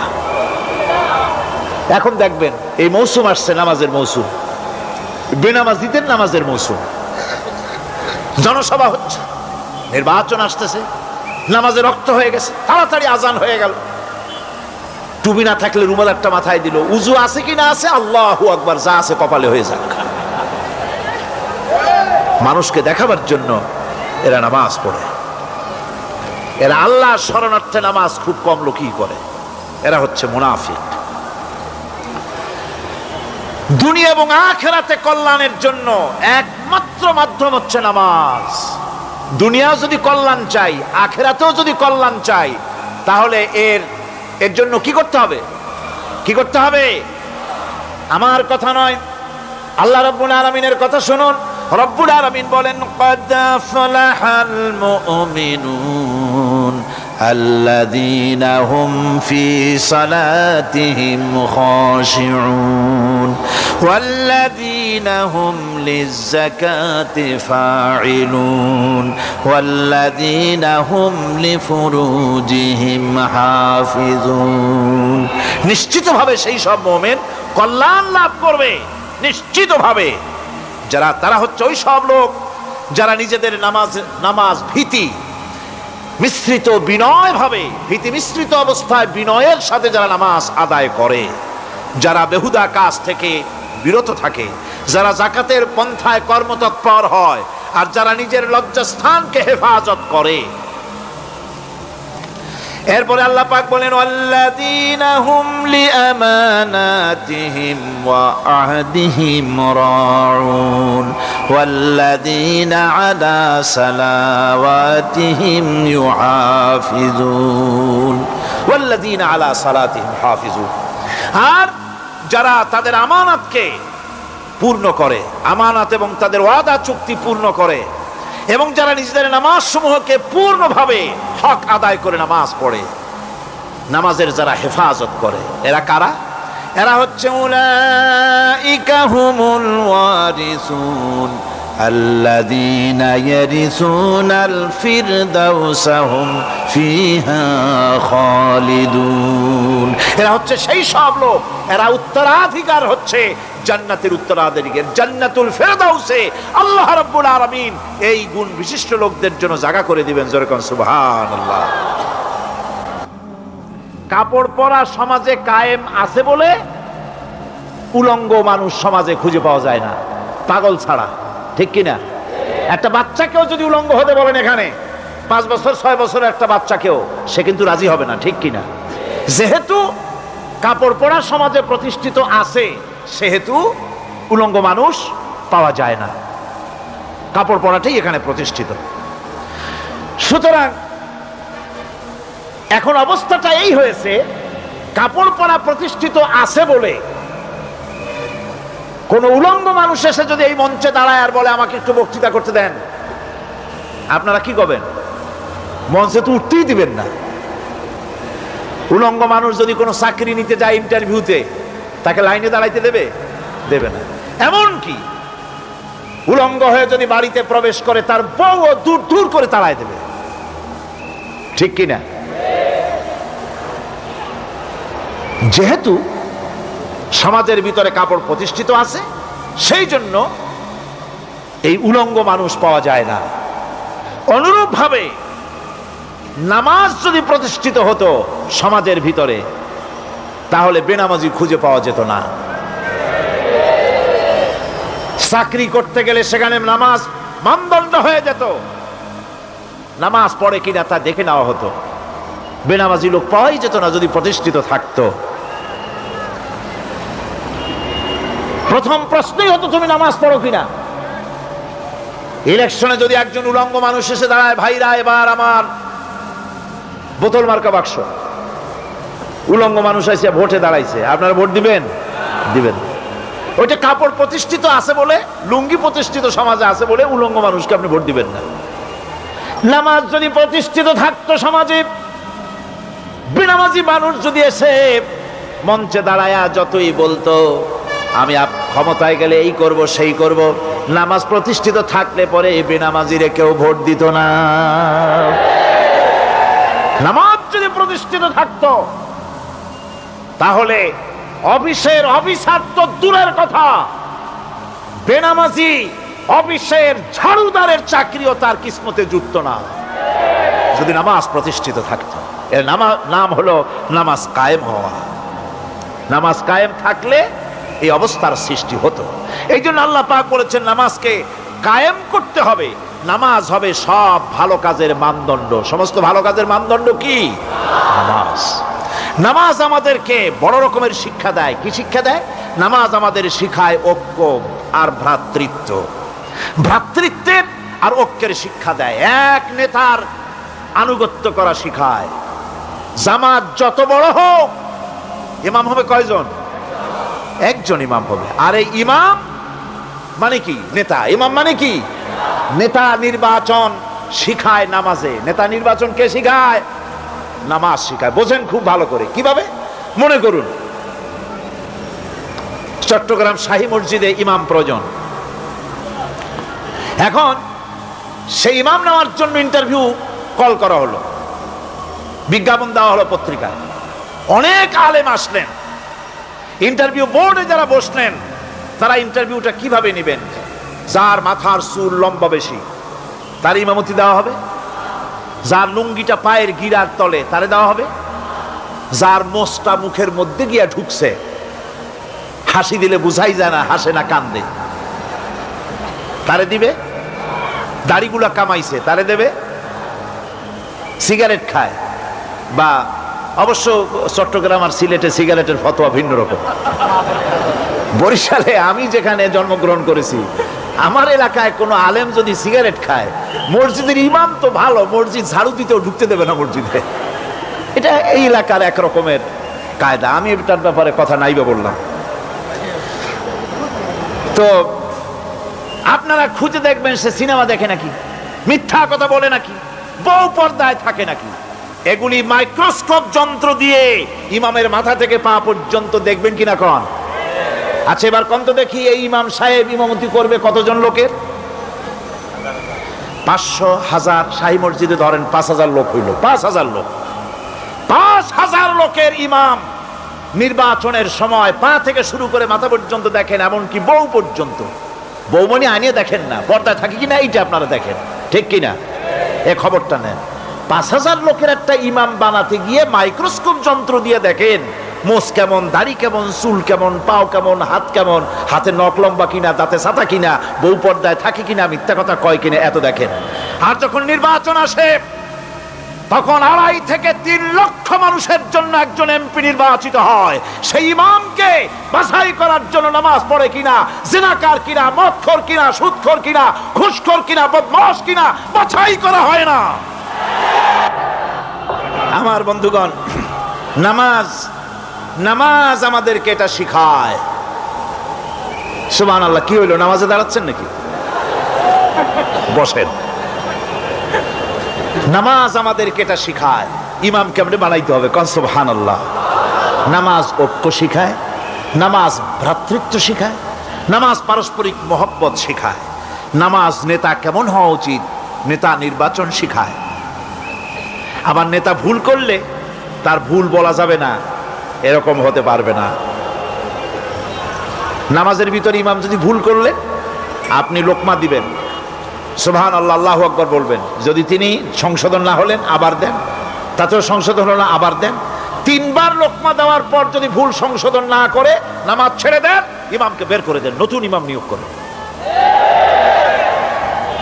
যারা ক্ষমতায় যাবে, আপনি রাষ্ট্রের ইমাম যারে বানাবেন, সেই রাষ্ট্রীয় ইমাম যদি জনগণের ইচ্ছার বিরুদ্ধে যদি চলে, 1 বার লোকমান দেন, 2 বার লোকমান দেন, 3 বার দেন, তারপরেও যদি না নামে, ঘাট ধরে নামে না।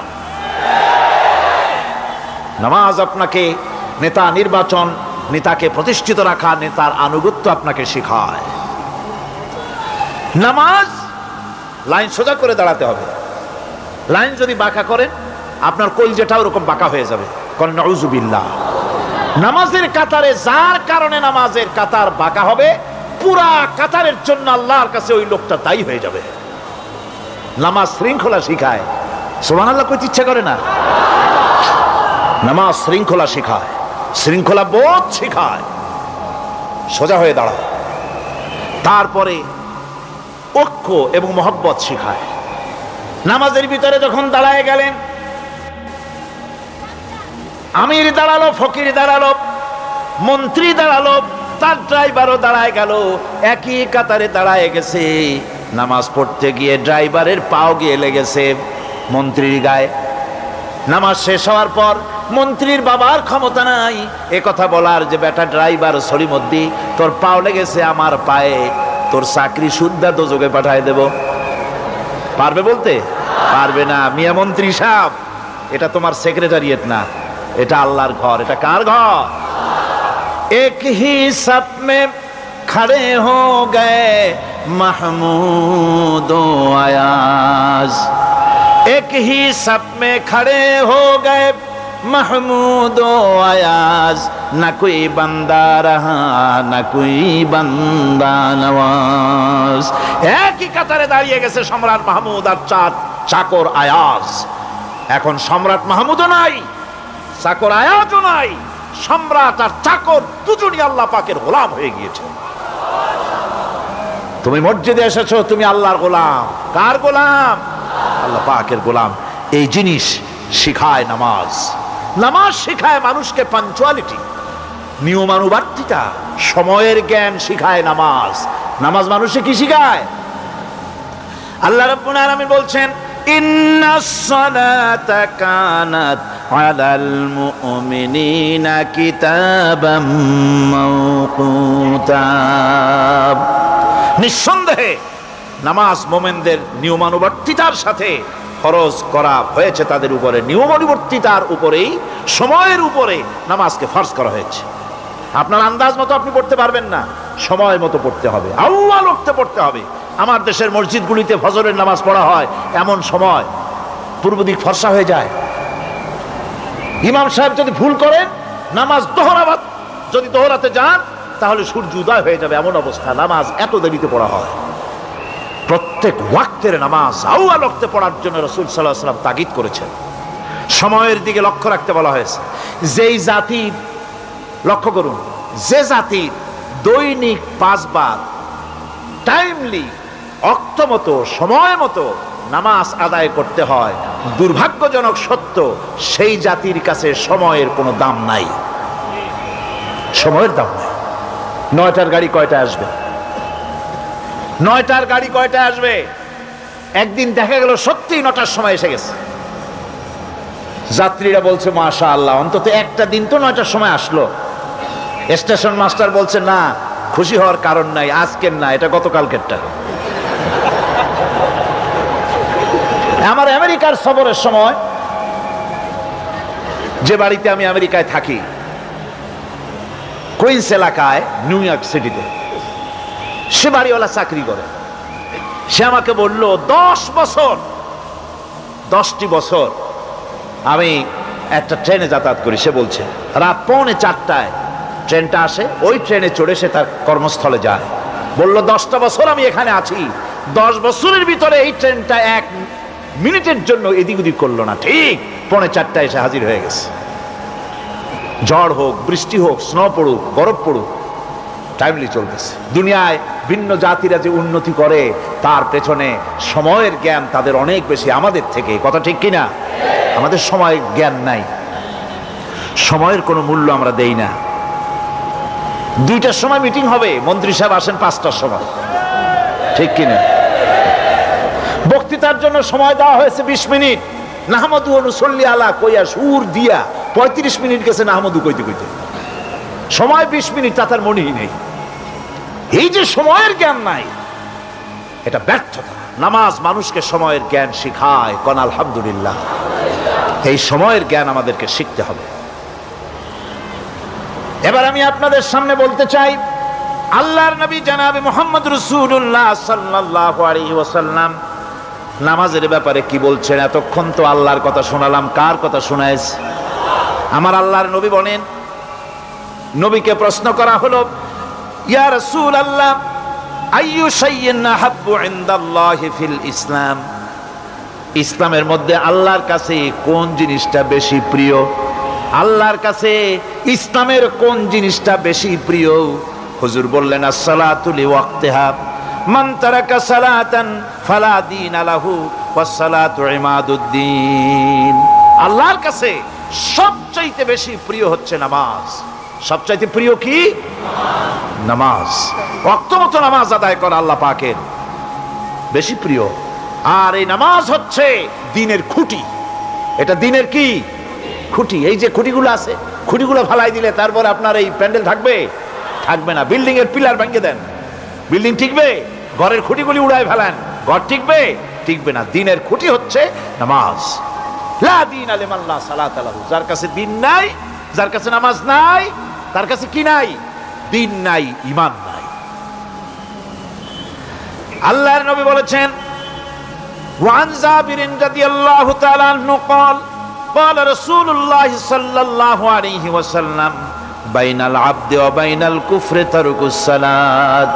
আল্লাহ পাকের নবী বলেন, আল্লাহর বান্দার মুমিন, আল্লাহর বান্দার কাফের, দুইজনের মধ্যে পার্থক্য হলো, যে ব্যক্তি নামাজ পড়ে সে আল্লাহর গোলাম, যে নামাজ পড়ে না সে কাফের হয়ে গেল। যে নামাজ পড়লো না সে কাফের হয়ে গেল। মান তারাকা সালাতান মুতাআম্মিদান ফাকাদ কাফারা, যে ব্যক্তি ইচ্ছে করে নামাজ ছেড়ে দিল সে কাফের হয়ে গেল। বলেন নাউযুবিল্লাহি মিন যালিক। এই জন্য নামাজ আদায় করা বাধ্যতামূলক প্রত্যেকটি মুসলমানের জন্য। রাসূল করিম সাল্লাল্লাহু আলাইহি সাল্লাম একটা দৃষ্টান্ত দিয়েছেন, কারো বাড়ির সামনে যদি একটা নাহার থাকে, একটা পুকুর থাকে, একটা খাল থাকে প্রবাহিত, এতে যদি ওই বাড়িওয়ালা দৈনিক 5 বার গোসল করে, তাহলে তার গায়ে কি কোনো ময়লা থাকে? হুজুর, সাহাবীরা বললেন, না হুজুর, থাকে না। হুজুর বললেন, এটাই হলো নামাজের দৃষ্টান্ত। 5 ওয়াক্ত নামাজ যে আদায় করবে সে গুনাহ থেকে আল্লাহ পাক তাকে পবিত্র করে দিবেন। সুবহানাল্লাহি বিহামদি। আমার ভাইরা, নামাজ পড়লে পরে এক জুমা থেকে আর এক জুমা পর্যন্ত মানুষ যে সমস্ত গুনাহ করে, কবিরা গুনাহগুলি বাদে, শিরক আর কবিরা গুনাহগুলি বাদে যত গুনাহ আছে তার কাফারা হয়ে যায়। নামাজ যে সঠিকভাবে আদায় করবে, এই নামাজটা একটা কঠিন কাজ। নামাজটা কি কাজ? কে বলতেছেন এ কথা? আল্লাহ পাক। ওয়া ইন্নাহা লাকাবীরাতুন ইল্লা আলাল খাশিঈন। নামাজ একটা ভারী জিনিস, একটা কঠিন জিনিস। কাদের জন্য কঠিন নয়? যারা নাকি আল্লাহ পাককে ভয় করে।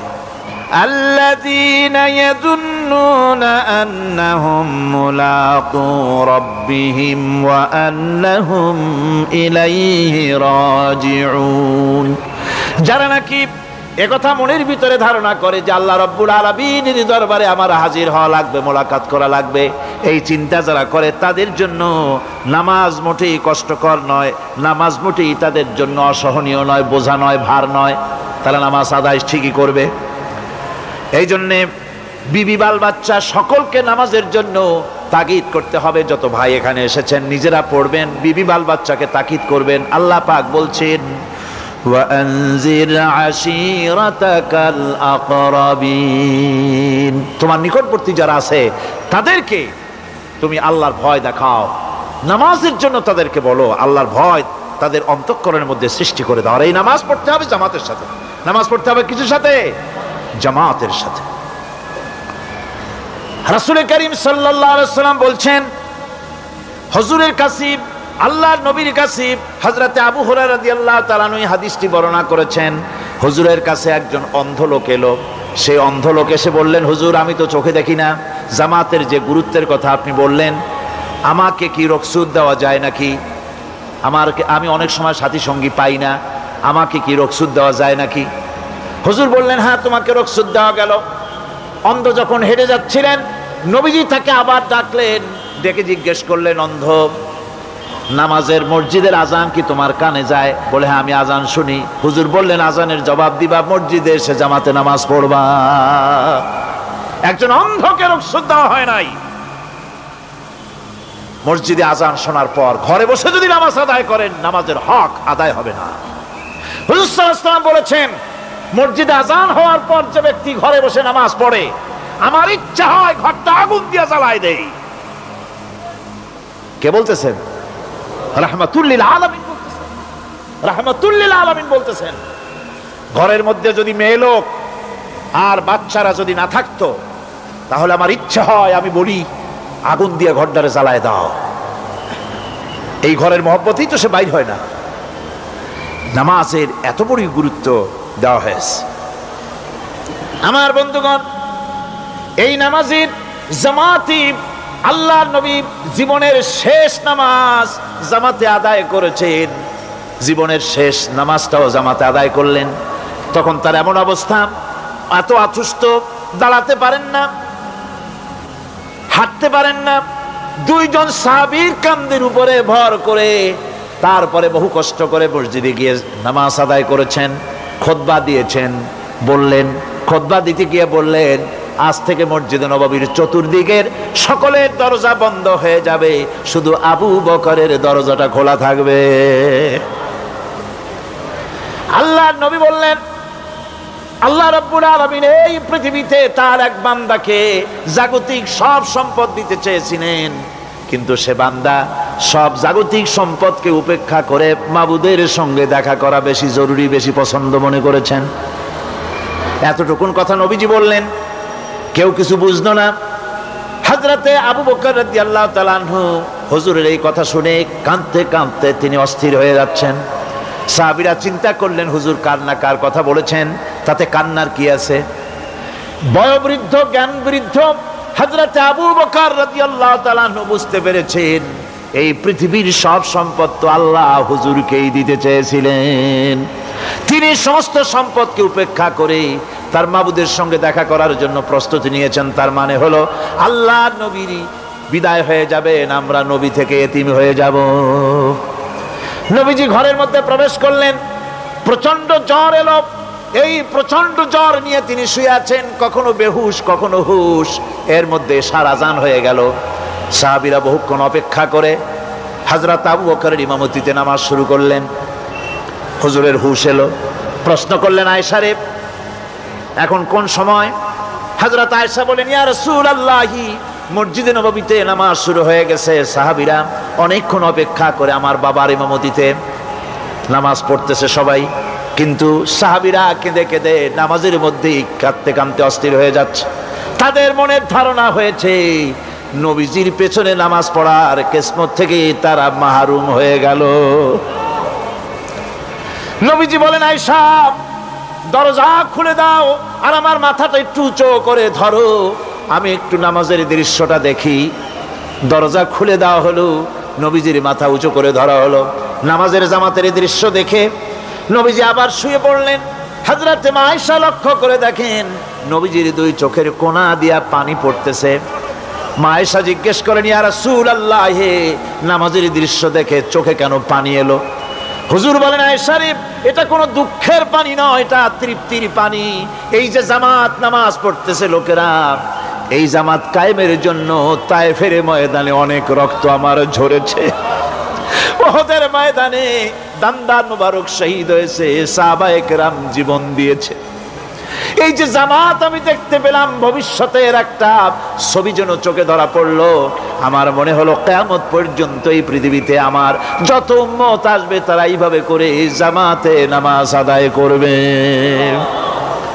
নবীজি মাথার কাছে মালাকুল মউত যখন এসে গেছেন, আমার ভাইরা, এই পৃথিবীতে যত নবীরা এসেছিলেন মৃত্যুর সময় সমস্ত নবীরা শেষ কথা যেটা বলেছেন, হাদিস, সমস্ত নবীরা উম্মতের জন্য মৃত্যুর মুহূর্তে শেষ কথা যেটা বলেছেন সেটা হলো আসসালাত, আসসালাত, নামাজ, নামাজ। আমার নবী যখন বিদায় হয়ে যান, বিদায় মুহূর্তে মেয়ের কথা বললেন না, কলিজার টুকরা নাতির কথা বললেন না, জামাইয়ের কথা বললেন না, স্ত্রীর কথা বললেন না, মৃত্যুর সময় শেষ কথা বললেন আসসালাত, আসসালাত ওয়া মা মালাকাত আইমানুকুম, নামাজ, নামাজ, আমার উম্মতেরা নামাজ, আমার উম্মতেরা নামাজ ছেড়ে দিও না, নামাজ। যেই নবী উম্মতের জন্য এত কাঁদলেন, নামাজের জন্য এত কথা বলে গেলেন, আল্লাহ রাব্বুল আলামিন নামাজের জন্য এত নির্দেশ করলেন, নবীজি ইন্তেকালের সময় নামাজের কথা বলে দিলেন, সেই মুসলমান আজ নামাজ আদায় করে না, নামাজ পড়ে তো নামাজ শুদ্ধ হয় না। হযরতে হুযায়ফা রাদিয়াল্লাহু তাআলা আনহু তিনি একবার ইয়েমেন সফর করেছিলেন, এক মসজিদে নামাজ পড়লেন, একজনকে তিনি নামাজ পড়তে দেখলেন, নামাজ পড়তে দেখে তিনি অপেক্ষা করলেন, লোকটার নামাজ হয়ে যাওয়ার পর তিনি প্রশ্ন করলেন, আল্লাহর বান্দা, তুমি কতদিন এরকমের নামাজ পড়তেছো? তিনি বললেন, প্রায় 40 বছর তো হবে আমি এরকম নামাজ পড়তেছি। হযরতে হুযায়ফা বলেন, তুমি কি আমারে চেনো? কয় না, চিনি না। হযরত হুযায়ফা বললেন, আল্লাহর বান্দা শোনো, আমি হচ্ছি আল্লাহর নবী মুহাম্মদুর রাসূলুল্লাহ সাল্লাল্লাহু আলাইহি সাল্লামের সাহাবী হুযায়ফা। ও আল্লাহর বান্দা, তুমি যেভাবে নামাজ পড়েছো এইরকম যদি 40 বছর নামাজ পড়ে থাকো, আল্লাহর কসম করে বলি, নবীজি যে নামাজ শিখাইছেন তোমার সে নামাজ হয় নাই, রাসূলুল্লাহ নামাজ হয় নাই। নামাজ পড়লেই হবে না, রাসূলুল্লাহ বলেছেন, সাল্লু কামা রাআইতুমুনি উসাল্লি, নামাজ পড়ো সেইভাবে যেভাবে আমারে পড়তে দেখো। বিশ্বাস করুন ভাইরা, নামাজ যদি না হয়, হরতাল করিয়া, মিছিল করিয়া, বিক্ষোভ করিয়া, যে কোনো আন্দোলন করে ইসলামকে বিজয়ী করা যাবে না যতক্ষণ পর্যন্ত নামাজ সহি না হবে। নামাজ হচ্ছে ফাউন্ডেশন, নামাজ নাই কিচ্ছু নাই। ঠুকঠাক করে 2টা সেজদা দিয়ে উঠে যাবেন, আপনার ইসলামী আন্দোলনের 4 পয়সার দাম নাই।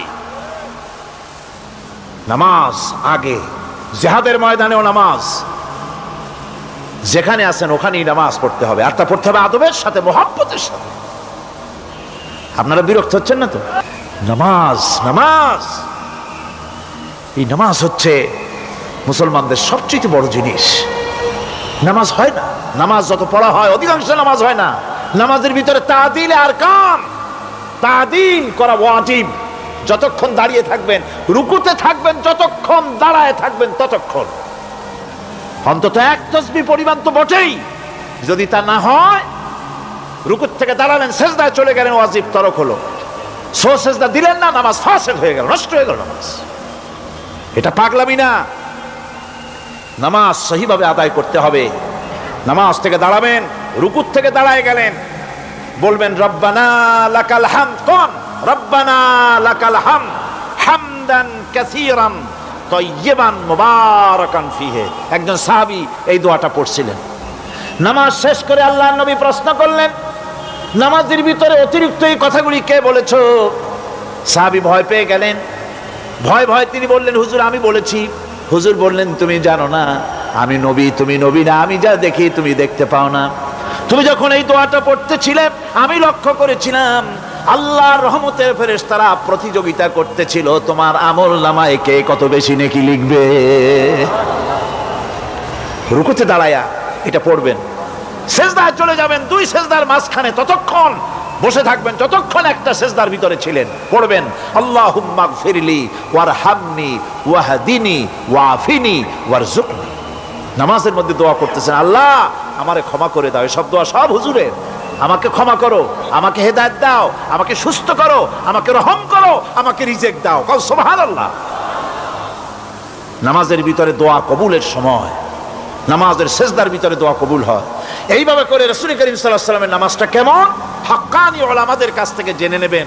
যেহেতু হুজুর বলেছেন সাল্লু কামা রাআইতুমুনি উসাল্লি, নামাজ পড়ো সেইভাবে যেভাবে আমাকে পড়তে দেখো। আল্লাহুম্মা আমিন। রব্বানা যালামনা আনফুসানা ওয়া ইন লাম তাগফির লানা ওয়া তারহামনা লানাকুনান্না মিনাল খাসিরিন। রব্বানা লা তুযিগ কুলুবানা বা'দা ইয হাদাইতানা ওয়া হাব লানা মিন লাদুনকা রাহমাতান ইন্নাকা আনতাল ওয়াহ্হাব।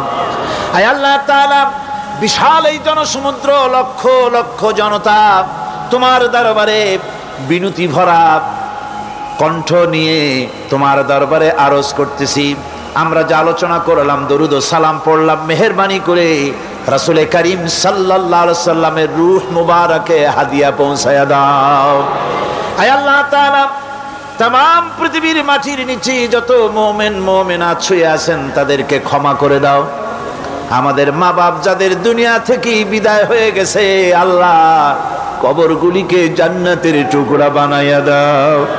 রব্বির হামহুমা কামা রব্বায়ানি সগীরা। আয় আল্লাহ তাআলা, সমগ্র বিশ্বে যত মুসলমান আছে সব মুসলমানদের গুনাহ মাফ করে দাও। সমস্ত মুসলমানদের বিপদ মুসিবত দূর করে দাও। রব্বুল আলামিন, এই মাহফিলে আমরা যারা এসেছি গুনাহ করে তো জীবনটারে শেষ করে ফেলাইছি। রব্বুল আলামিন, জীবনের সব গুনাহ মাফ করে দাও। আয় আল্লাহ তাআলা, আমাদের মা বোনেরা প্রতিদিন কষ্ট করে মাহফিলে আসতেছেন, তাদের আসতেও কষ্ট, যেতেও কষ্ট। আল্লাহ তাআলা, তুমি দয়া করে আমার মা বোনদেরকে গুনাহ মাফ করে দাও, মা বোনদের উপরে রহমত নাজিল করো। ربنا تقبل منا إنك أنت السميع العليم وتب علينا إنك أنت التواب الرحيم سبحان ربك رب العزة عما يصفون وسلام على المرسلين الحمد لله رب العالمين واجعل آخر كلمتنا عند الموت